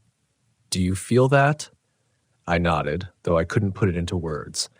It was the same sense from Gravel Wash, the feeling of being observed, of something waiting to test your resolve. I told Harper she should stay in her van. I'd check around. My feet sank slightly in loose sand as I moved, every shift of the ground sounding like a shout. And then I saw them. Tracks, small, erratic, appearing where no one should have been. Not human, not entirely, but unmistakably deliberate.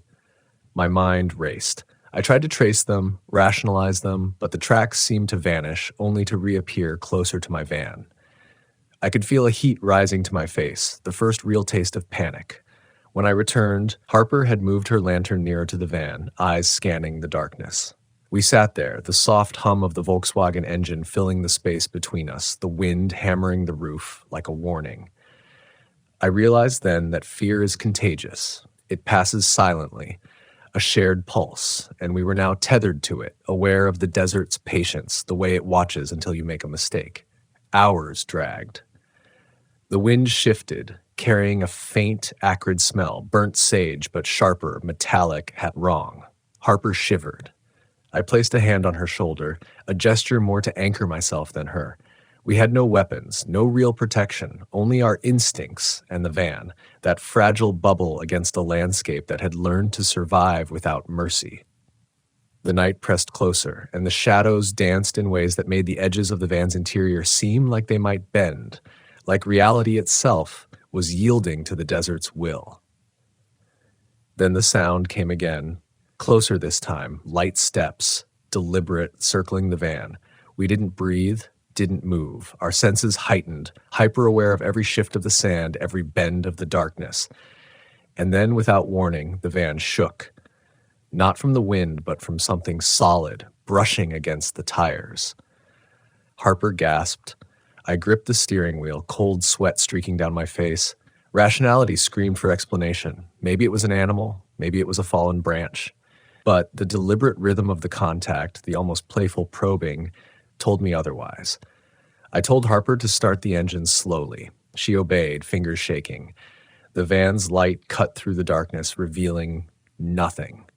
Only desert, vast and still, as though it had swallowed whatever had touched us. But the feeling remained. Even as the engine hummed, even as the headlights swept across rocks and scrub, we both knew we weren't alone. The desert had tasted our fear, and it was patient enough to let it linger, simmer, become part of the terrain. We stayed in the van until dawn. When the sun finally crested the horizon, painting the world in hues of burnt orange and ochre, the desert seemed benign again, familiar almost. But I knew better. The experience had left an imprint on both of us, an unspoken understanding that the desert teaches through discomfort, through testing limits, through moments that leave you questioning your senses. Harper and I packed quickly, the Volkswagen rolling over the sand as we left Dead Man's Flat behind. We didn't speak much, not because we didn't have words, but because words felt inadequate to describe the subtle, omnipresent pressure that had brushed against our minds. Driving out, I reflected on the strange, almost mystical lessons the desert had imposed. Fear, I realized, is more than a survival instinct. It's a teacher, persistent and exacting, forcing you to confront your assumptions, your judgment, your courage. Every scrape of sand against metal, every shadow that refuses to yield, is part of a broader curriculum. And in those moments, when your instincts sharpen and your pulse races, you come face to face with yourself in ways the comfort of civilization rarely allows. By the time we reached the main road, Harper and I parted ways, a silent nod acknowledging what had transpired. Neither of us needed reassurance, nor did either of us want it. The desert had left us changed. The Volkswagen hummed steadily beneath me, a familiar vessel through the unknown. And as the road stretched ahead, empty and promising, I carried with me a subtle, potent awareness. The desert doesn't punish recklessness, but it rewards respect, observation, and an unflinching willingness to engage with your own fear. That night and the night before were warnings, yes, but also gifts. They were reminders that solitude can sharpen understanding, that silence carries voices if you choose to listen, and that courage is measured not by the absence of fear, but by the strength to endure it.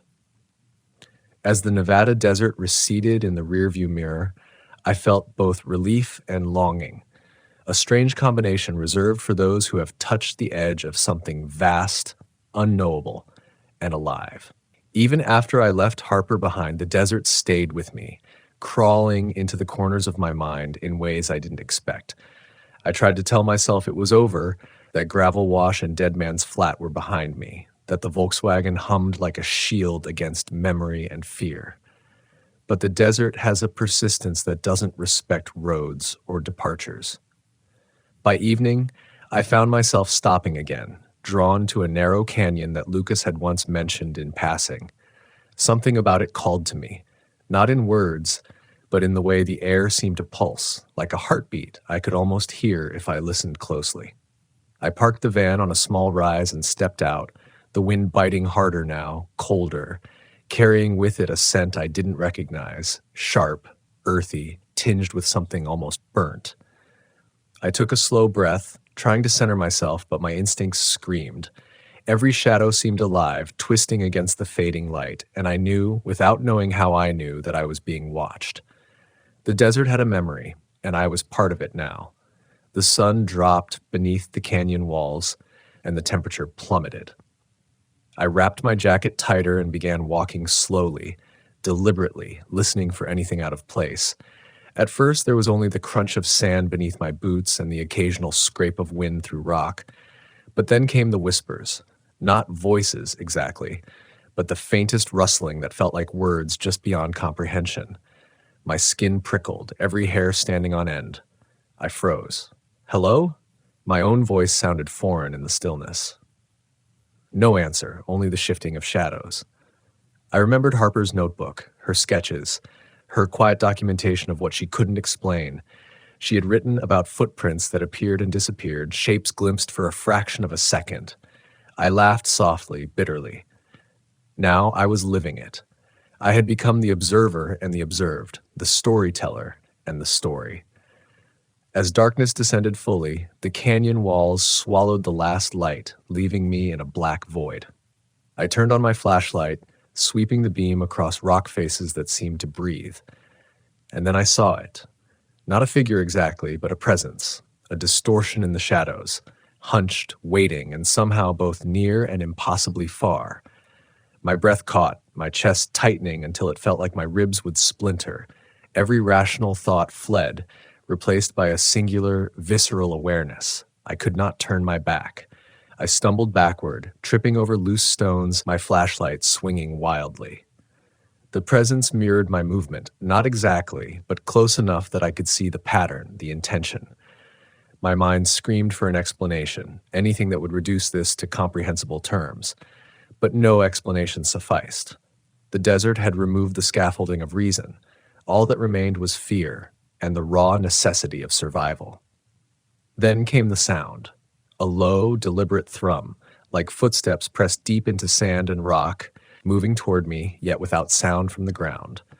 I dropped to my knees instinctively, pressing my palms into the earth. The air around me grew heavy, the scent of burnt sage stronger, sharper. I could feel it, the presence leaning closer, though I dared not turn my head. My heartbeat was deafening in my own ears, and every instinct screamed to flee, yet my body refused. I remembered what Lucas had said. The desert doesn't play by the rules, but it rewards awareness. And so I breathed, measured, tried to align my movements with the rhythm of the wind and the shift of shadows. Slowly, I crawled toward the Volkswagen, my flashlight bobbing, casting fractured beams across the canyon floor. My mind cataloged every rock, every contour, every small ridge I could use as cover. The presence followed, patient, waiting for the slightest hesitation. Finally, I reached the van. Hands shaking, I slammed the door shut, started the engine, and swept the flashlight one last time over the canyon entrance. Nothing. Only the desert, stretching endlessly, silent now, but with a residual weight that pressed against my chest, a reminder that nothing here is ever truly gone. I drove without looking back, tires crunching over sand and stone, heartbeat racing, sweat cooling in the chill night air. As the first pale streaks of dawn touched the horizon, I realized that the desert had done more than scare me. It had stripped me bare. I had faced fear in its purest, most unadulterated form, patient, intelligent, and inescapable. And in that confrontation, I found something I hadn't expected. Clarity. Courage isn't absence of fear, but the willingness to honor it, to measure it, to move in spite of it. Each moment in Gravel Wash, each shadow near Dead Man's Flat had been a lesson, a mirror reflecting the edges of my own awareness. By the time I reached pavement again, civilization rising in the distance, I felt changed. The desert had left an indelible mark, not as a scar, but as a trace of understanding. Harper had known it too, I realized, and Lucas, in his cryptic way, had been guiding me toward it all along. The Westphalia hummed beneath me, steady and comforting, and I realized that the vehicle was more than a mode of transport. It was a sanctuary, a companion in facing the unknown. And yet the lesson lingered beyond comfort. The desert had a memory, a patience, a sentience of its own. It rewards respect, not hubris. It teaches those willing to listen the subtle rhythms of fear, the patterns of shadow and sound, the discipline of being alone but never truly solitary. I drove on, carrying with me that awareness, knowing that each trip, each campsite, each strange encounter was part of a larger conversation with the land itself. When I finally stopped in a small town at the edge of the desert, I stepped out of the van and looked back. The mountains and washes shimmered in the rising sun, benign in appearance but alive with the echoes of the night. I breathed deeply, grounding myself, grateful not only for survival but for the insight it had offered. The fear, the shadows, the presence, all of it had been a mirror, reflecting the edges of my courage, my awareness, my capacity to endure. I sat for a long time, hands on the steering wheel, absorbing the desert's final lesson. Fear is not the enemy. It is a guide. It sharpens perception, tests judgment, and reveals the hidden strengths we often overlook. In that endless Nevada expanse, under the indifferent stars and the indifferent sun, I had been stripped to my instincts, confronted my limits, and emerged with a deeper understanding of myself. And as I drove the Volkswagen toward home, the desert fading in the rearview mirror, I knew I would return. Not for the fear, not for the shadows, but for the conversation that solitude and silence allow, for the humbling, soul-stirring encounter with the unknown, for the understanding that courage is measured not by absence of fear, but by the willingness to face it, to listen, and to keep moving forward. The Nevada desert had left me altered, yet empowered, and I carried that with me, in every mile, every turn, every heartbeat, knowing that the road ahead, like the desert itself, would always test me, always teach me, always demand the best I could offer. I've learned that water remembers things long after people forget them. That's the thought that kept circling my mind the night everything went wrong.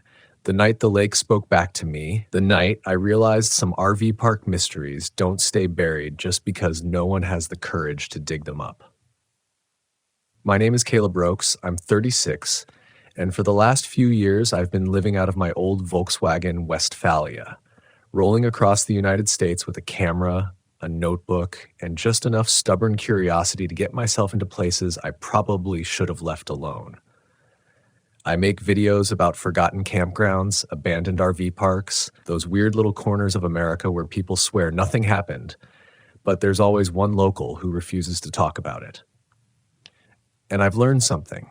When silence is that thick, it's not protecting history. It's protecting fear. The story I'm about to tell you didn't start with screams or shadows. It started with water, calm, glassy water. Too calm for a place with a reputation for sudden vanishings. The locals call it Dry Creek Lake, which is a lie because the lake never dries. They say it was named after the creek that used to run through the valley before the dam was built in the late 60s. After the dam was completed, the old RV park ended up partially submerged. Not the whole thing, just enough that some people claim they can still see the roofs of the old bathhouses during drought years. That was the rumor that pulled me there in the first place. I'd been driving for 8 hours, cutting across the Colorado foothills, when I finally saw the old sign, the metal frame rusted through, the wooden planks hanging crooked.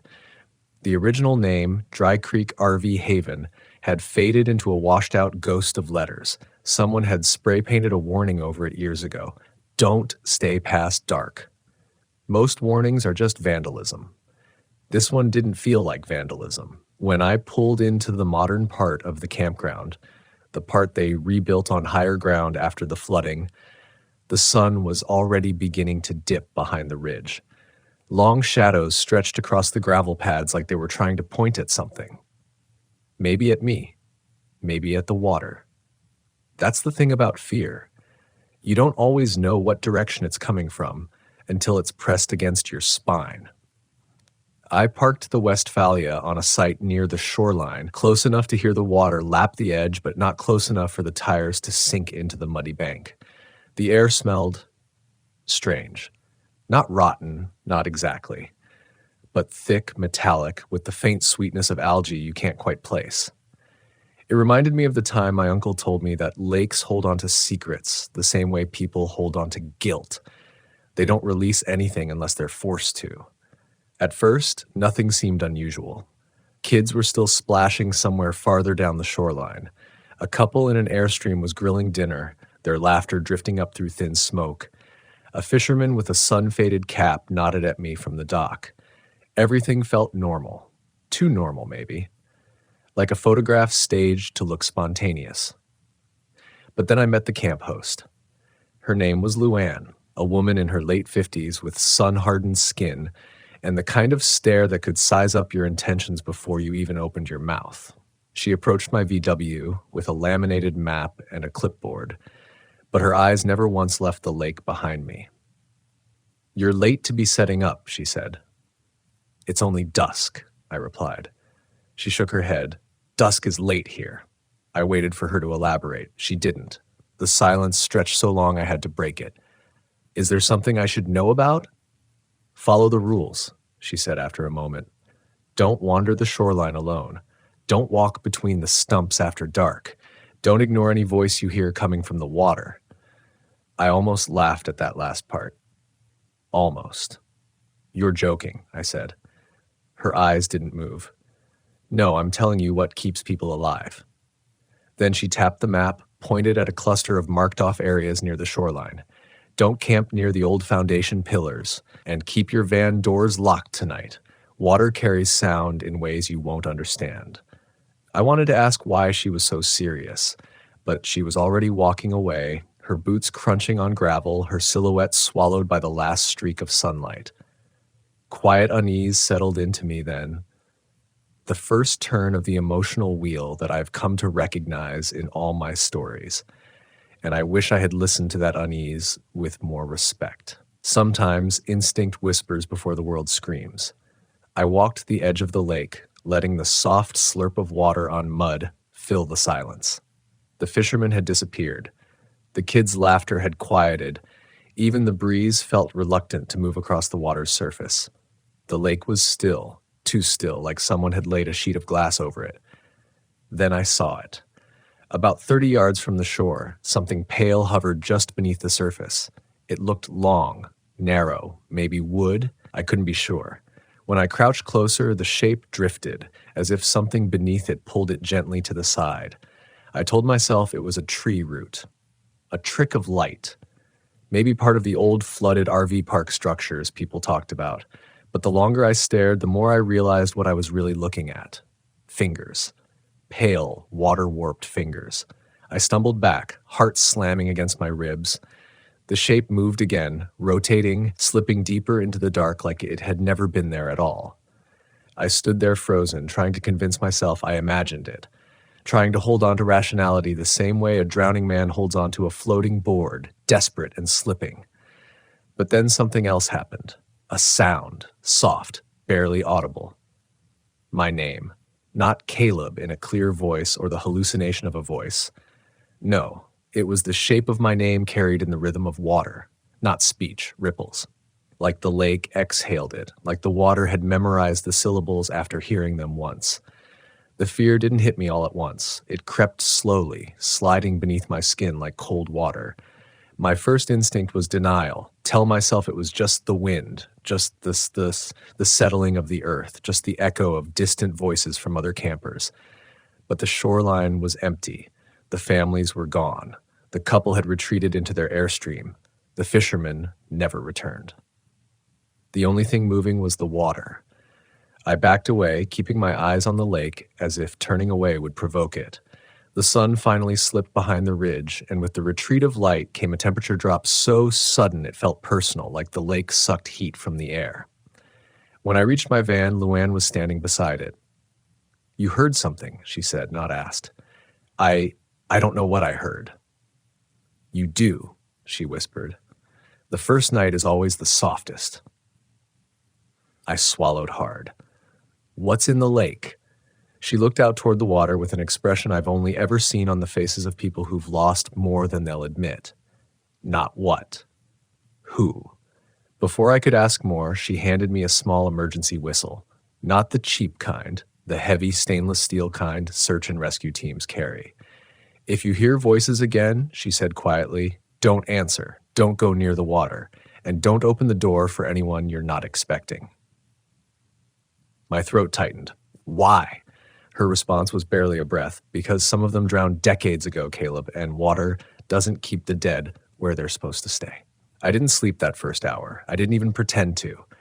I sat inside my Volkswagen with the curtains drawn, engine off, keys in my pocket, and Luann's whistle resting on my knee like a last line of defense I didn't fully understand. Outside, the lake continued its slow, unnatural stillness, and every so often I imagined I could hear subtle ripples, soft disturbances that never seemed strong enough to be wind-driven. Fear has a way of rearranging your senses. It makes you listen too hard and breathe too quietly. It makes ordinary silence feel predatory. And sitting there, with only the dim glow of my solar lantern flickering against the VW's interior, I realized I wasn't just afraid of what I had seen. I was afraid of what the lake wanted from me. Some places take.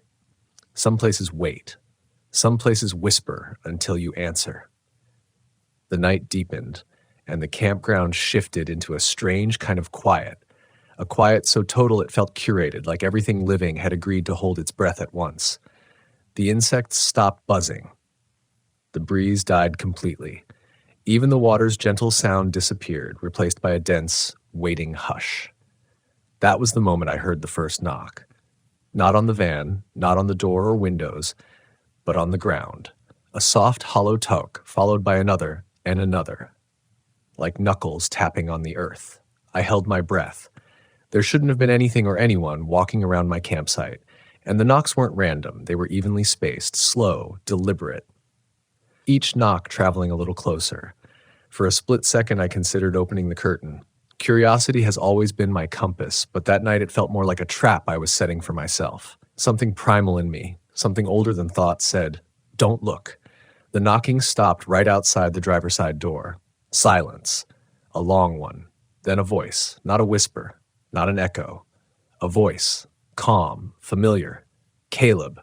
I froze. My mouth went dry instantly. I'd heard my name from the lake earlier. That had been water shifting, ripples forming shapes. But this was human, or impossibly close to human. I forced myself to stay silent. Luann's warning repeated in my mind. Don't answer them. Don't open the door for anyone you're not expecting. The voice came again. "Caleb, open up." My muscles tightened painfully. I recognized that tone, recognized it so well it cut deeper than any fear. It was my brother's voice. But my brother had drowned when I was 19. My stomach twisted. I squeezed the whistle, knuckles whitening. I wasn't ready to believe what I was hearing, but grief has a way of eroding logic, grinding it down grain by grain until you start to wonder what's possible and what's just your mind clawing for something it lost. "Caleb, please." I clenched my jaw, fighting against every instinct screaming for me to move. People think the danger of the supernatural is in the unknown. It isn't. It's in the things that imitate what you love. I sat there, every muscle locked, staring at the sliding door handle as if it might lift on its own. The voice outside shifted, cracking slightly, like it was learning my brother's inflections, adjusting them, practicing them. Then it spoke again. "You left me." My heart nearly stopped. That accusation, those were my own worst thoughts, the guilt I'd carried for years. Hearing it spoken through that impossible stolen voice made something inside me collapse in on itself. I pressed my back against the seat, forcing air into my lungs. The VW felt smaller, tighter, as if the walls were creeping in. The voice fell silent. The footsteps, if that's what they were, retreated toward the lake. Soft at first, then fading completely. Silence, a deep, swallowing silence. Minutes passed, or maybe an hour. Time was losing its meaning. My breath fogged the air inside the van, each inhale shaky and uneven. Nothing moved outside, not the trees, not the lake, not the night itself. Finally, something shifted.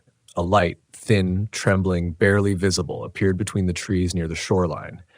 It flickered like a candle, but moved like a lantern. Someone was out there. Logic suggested it was a camper.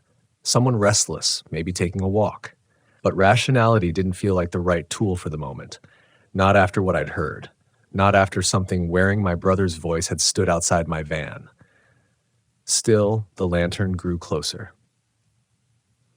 Then I saw Luann's silhouette moving through the darkness. She wasn't holding a lantern, but a long-handled flashlight with a cracked lens, its beam distorted by a spiderweb fracture. She walked with purpose, boots crunching softly across the gravel path. I slid the side window open 2 inches, just enough to whisper, "Luann?" She didn't turn toward me. Instead, she gestured sharply toward the lake, her hand trembling. "Stay inside," she hissed. "Don't make a sound." Then she pointed again, this time toward the water. My eyes followed the angle of her hand. At first, I didn't see anything. The lake was darkness shaped into a flat, hungry plain. Then something broke the surface. Barely. Softly. A head. Hair. Drifting like riverweed. Face pale and still. Then another head surfaced beside it, and another. At least 6 of them, rising soundlessly. Bodies hidden beneath the black water, faces turned toward Luann, toward me, toward the world that had left them behind. My skin crawled. The air inside my chest turned to ice. They weren't swimming. They weren't floating. They were suspended, held just below the surface as if something beneath them was lifting them up, presenting them to the night. Luann whispered a curse under her breath. Her flashlight beam quivered across the water, touching each pale face lightly before darting away. "They're early tonight," she murmured. "Too early." I felt sick. What are they?" She turned finally, her eyes reflecting more exhaustion than fear. "Not ghosts. Not exactly. Whatever the dam covered, it didn't stay buried." She swallowed. "People started drowning here long before the flooding." My throat tightened. "The disappearances, the unsolved cases people talk about." She nodded once. "Most bodies are found. These weren't. And the ones that weren't," she gestured toward the lake, "they aren't resting." I stared again at the figures half risen from the water. Their faces were faintly illuminated by her broken beam. Blank expressions, eyes too dark, mouths faintly open like they were waiting to speak.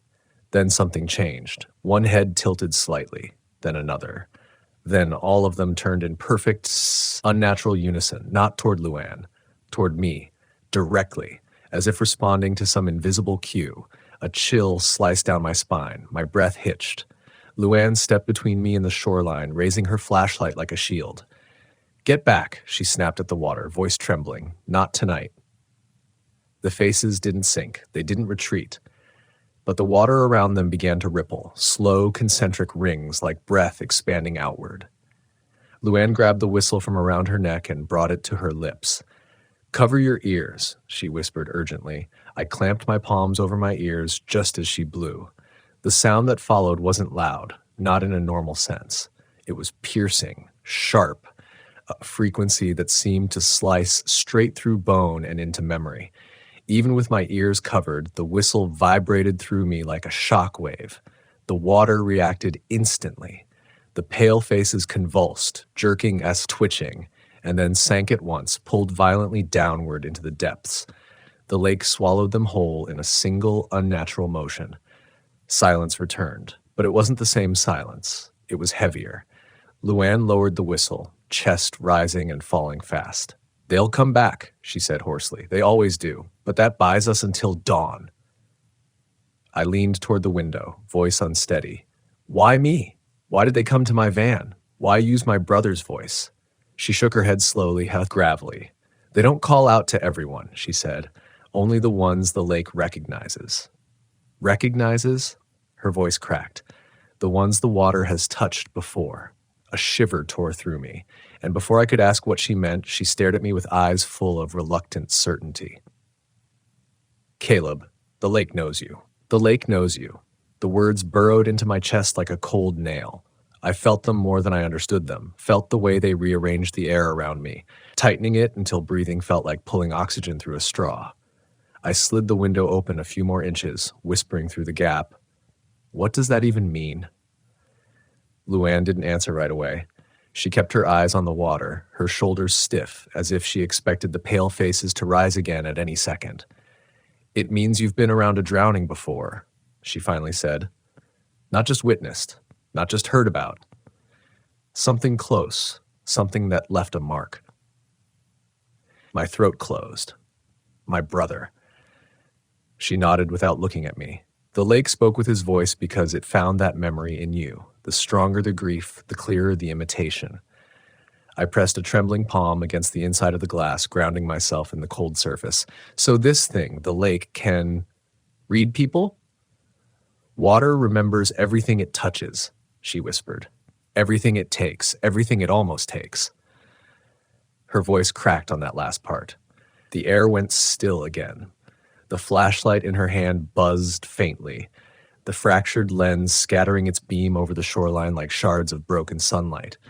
I swallowed hard, forcing the next words out. What happened to you, Luann? That question seemed to knock the breath out of her. She lowered the flashlight, letting it hang by her side. Her face softened, not in fear, but in exhaustion, like she'd been carrying this story for so long it had eroded her. When I moved here, she said quietly, I had a son. His name was Jordan. He was 10. My heart sank. I knew where this was going even before she spoke the next sentence. He drowned. The silence around us felt like it bowed its head. They said he slipped off the old dock, she continued, staring toward the water. Said it was an accident, but Jordan wasn't careless. He wasn't clumsy. He was scared of this place. He told me the water talked to him. She paused. I didn't listen. A tear slid down her cheek, catching the faint light. He called my name from the water the night after they found his body, and I opened my door. My breath hitched. What did you see? She shook her head fiercely. I don't describe it, but I'll tell you this. Whatever I let into my home that night wasn't my son.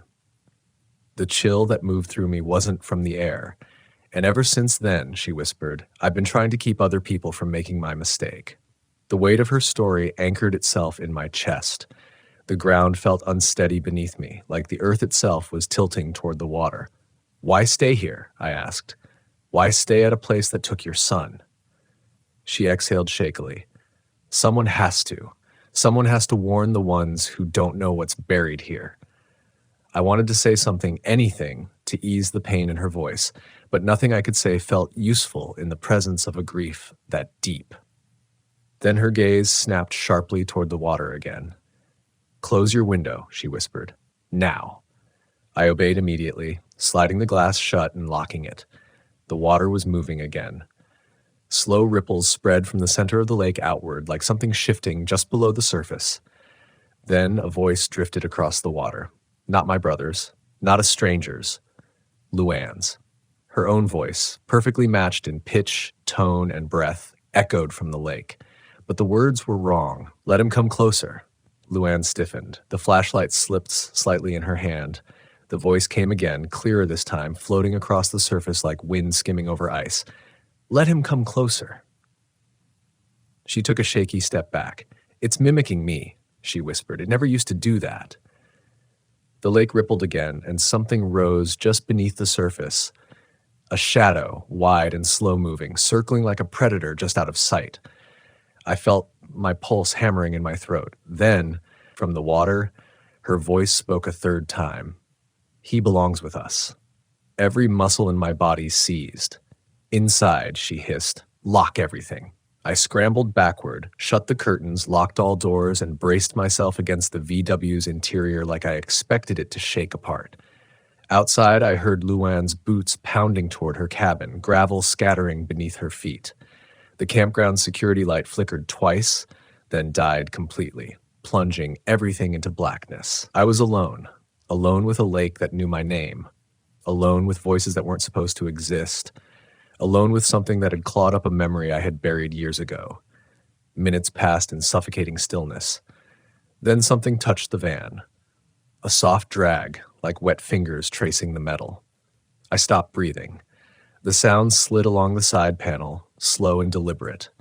It reached the sliding door, paused, then moved toward the back hatch. My mind raced, trying to imagine rational explanations, but none made sense. There was no splash, no footsteps, no breathing outside, just that wet, deliberate stroke against the metal. Then tapping. 3 taps. Even. Measured. Like someone knocking gently from underwater. I squeezed the whistle until my joints ached, but blowing it felt like admitting something was real, like acknowledging the wet presence outside would invite it inside.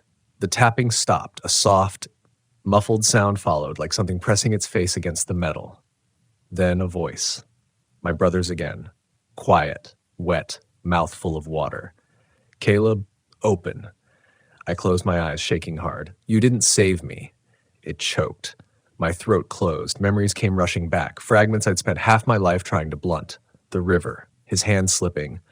The scream that never fully formed because water filled his lungs faster than I could reach him. I tried. I whispered before I could stop myself. Silence.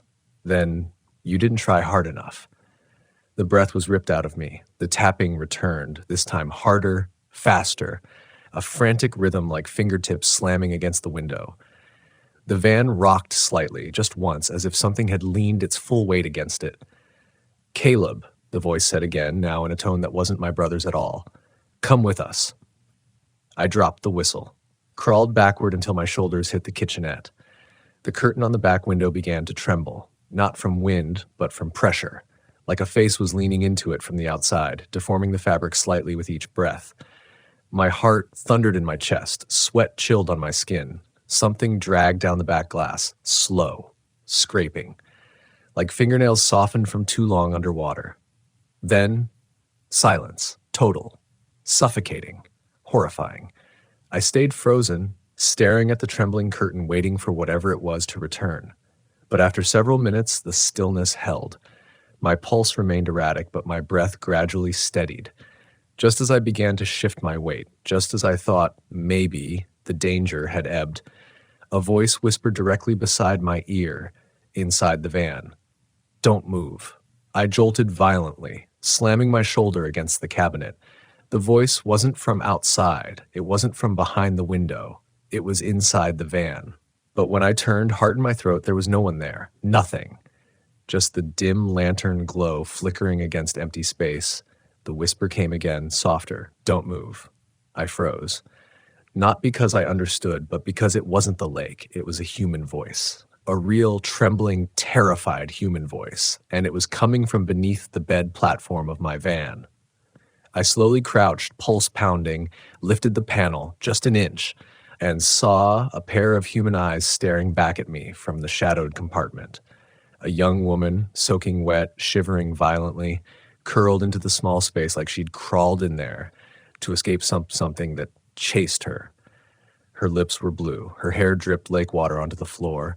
Her voice cracked as she whispered, "Please, don't let it find me again." For a moment, I couldn't move. Not from fear, at least not fear of her, but from the sudden disorienting realization that the danger outside wasn't just haunting the lake, it was hunting people. The girl curled under my bed platform looked barely 20. Her breaths came in thin, rapid quivers, each inhale sounding like it scraped her lungs.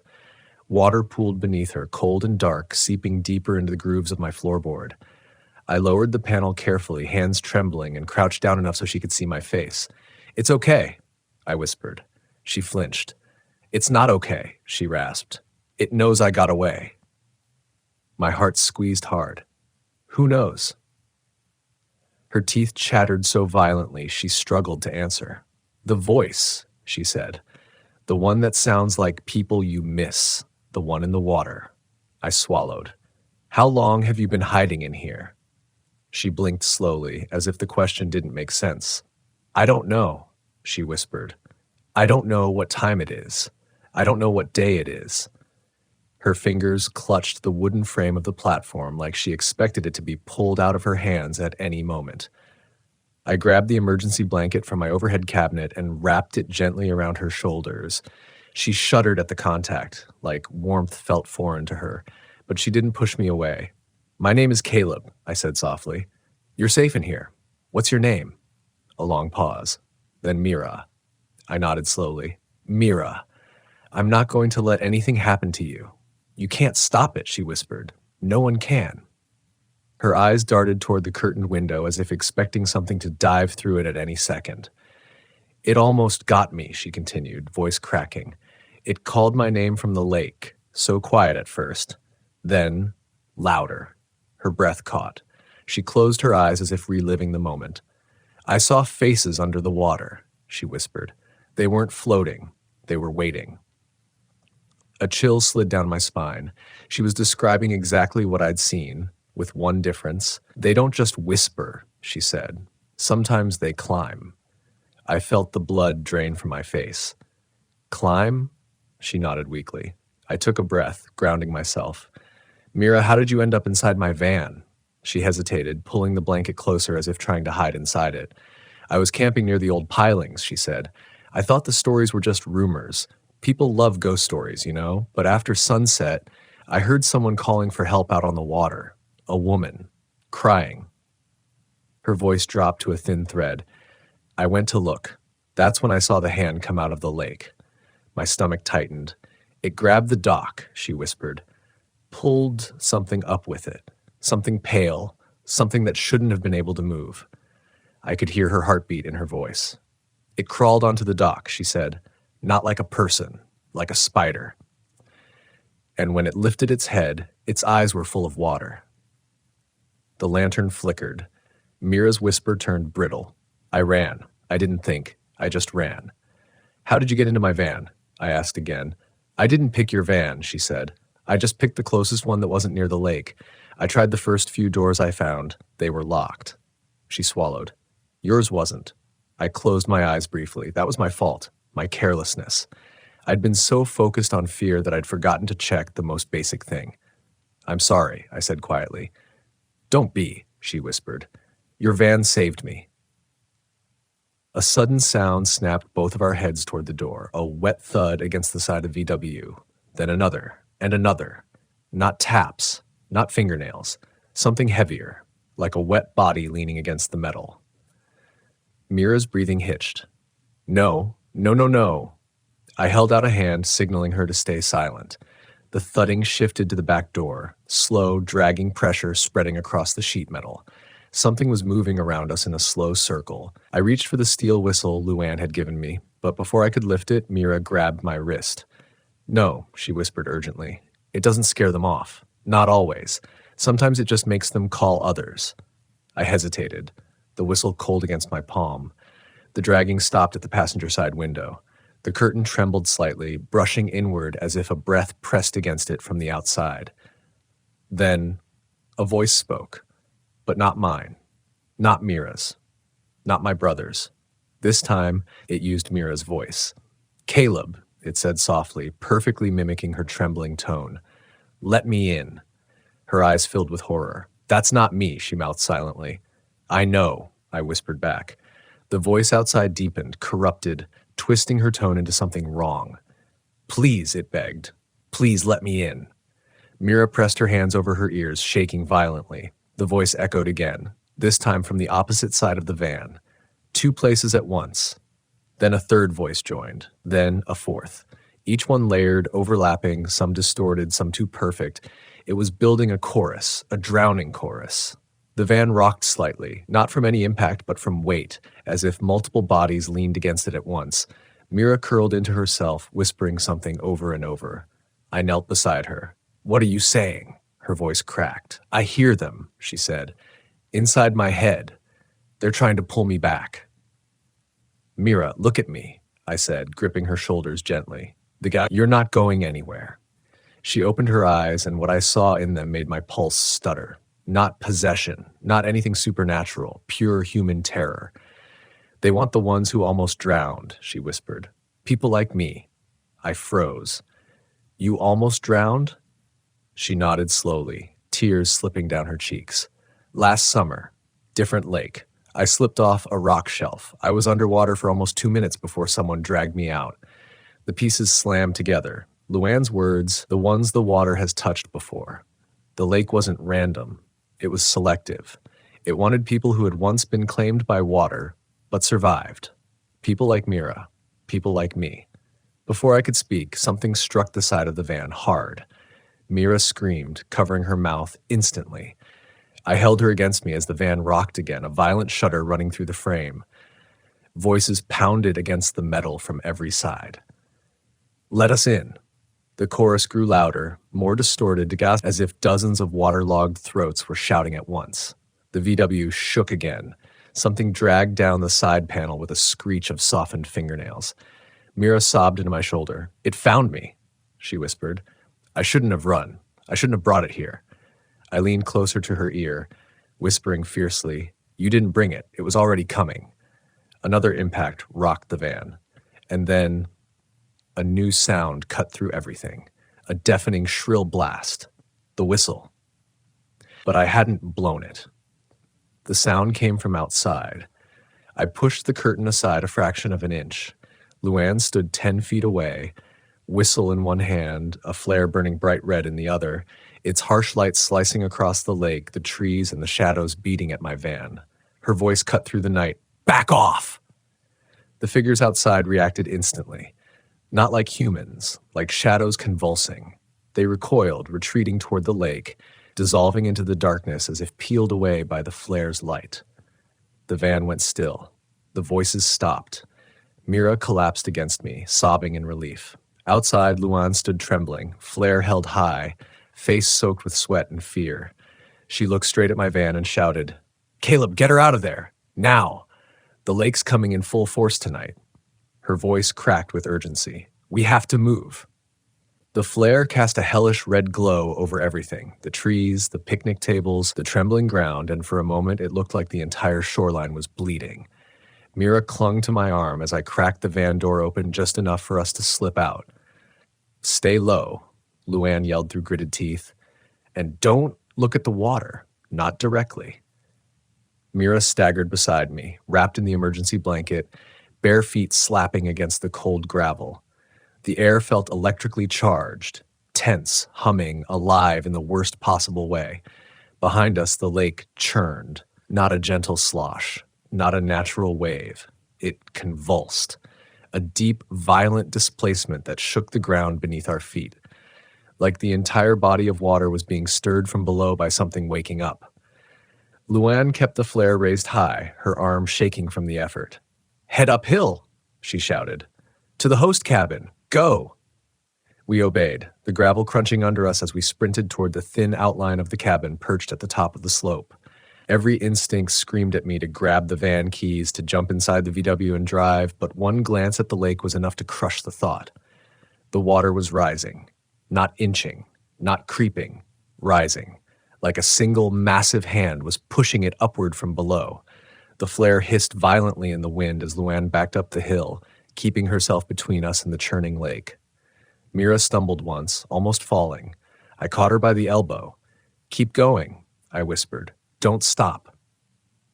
She nodded weakly, her voice barely audible. "I can hear them." "What?" She pressed a trembling hand to the side of her head. "They're calling me again." I looked back, couldn't help it, and I saw them, faces breaking the surface. Dozens of them. Maybe more, not floating, not drowning, rising like balloons held on invisible strings. Some were pale and bloated. Some were pristine. Some looked impossibly recent. All of them turned in perfect unison, staring at us with hollow, water-beaten eyes. A shiver shot through me so violently it almost made my knees buckle. "Don't stop!" Luann screamed. "Get inside!" We reached the cabin steps just as a monstrous swell rolled across the shoreline, hitting the dirt with a sound like wet thunder.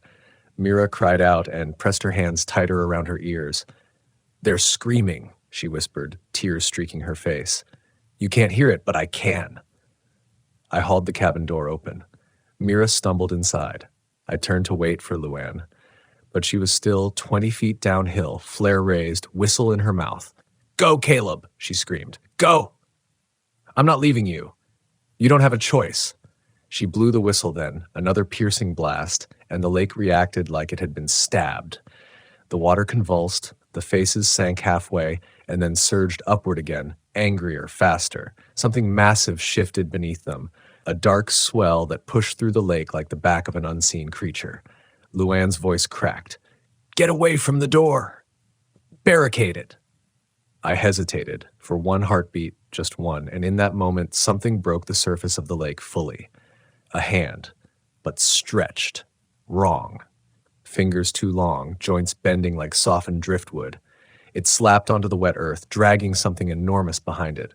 I slammed the cabin door shut and threw the deadbolt. Mira crouched in a corner, rocking, her blanket soaked with lake water. The entire cabin shuddered as another swell hit the shoreline. A picture frame fell off the wall and shattered. "Is she coming?"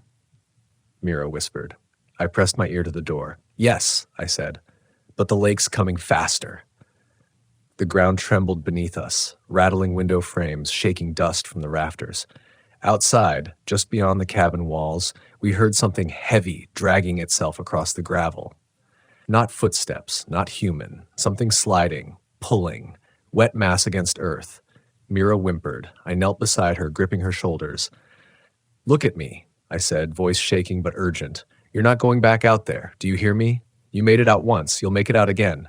Her wide, terrified eyes locked on mine. I don't think I'm meant to survive water, she whispered. Not anymore. It marked me. A violent bang shattered the moment. Something hit the cabin wall hard enough to make the wood groan, dust raining down in a thin cloud. Mira screamed. I dragged her behind the small couch. Another slam. This one closer to the door. Then, from outside, Luann's voice, but wrong, wet, burbling. Let me in. Mira's nails dug into my arm. That's not her. Stay here, I said. I stood slowly, cautiously, adrenaline blurring the edges of my fear. I approached the door just enough to press my hand against the wood. Luann? I whispered. The thing outside answered immediately. Open the door. My stomach nodded. It wasn't her. Just like before, the lake was using whatever voices it could steal. A long, wet smear dragged down the outside of the cabin wall. Then something thudded against the window, the silhouette of a hand, palm flattening against the glass. A pale face appeared, pressed hard against the window, mouth open, water pouring out instead of breath. I stumbled backward, choking on a gasp.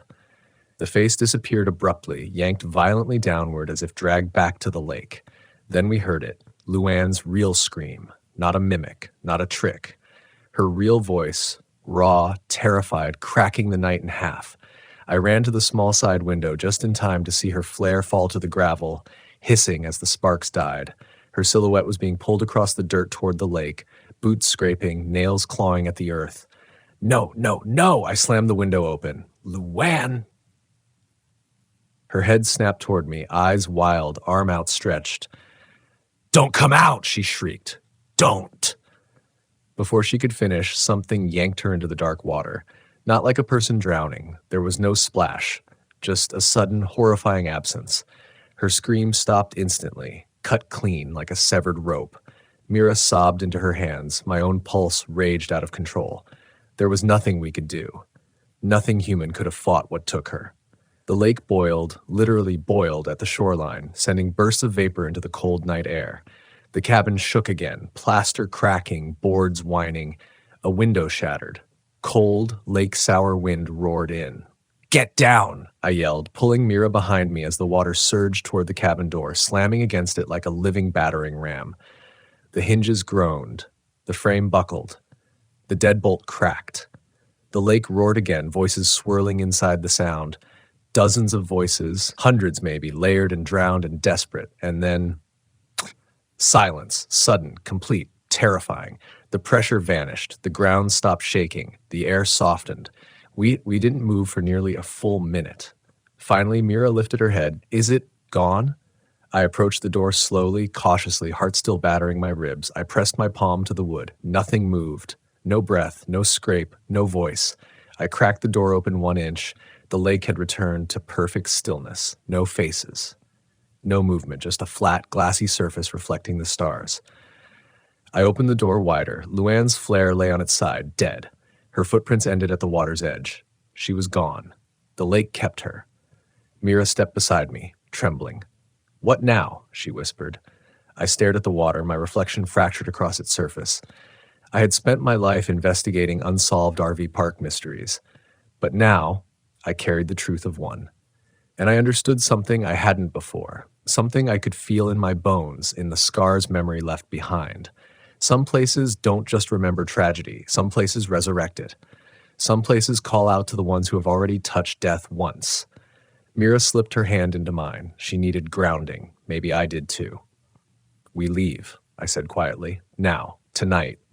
We don't look back. She nodded. And as we walked away from the lake, shaking, exhausted, but alive, I felt the weight of the voices behind us. Not calling, not mimicking, just watching. The lake let us go, but it didn't forget us. And I know this much. One day, when another night is too still, when another van parks too close to the shoreline, when another survivor of drowning tries to rest, the water will whisper their name. It always does.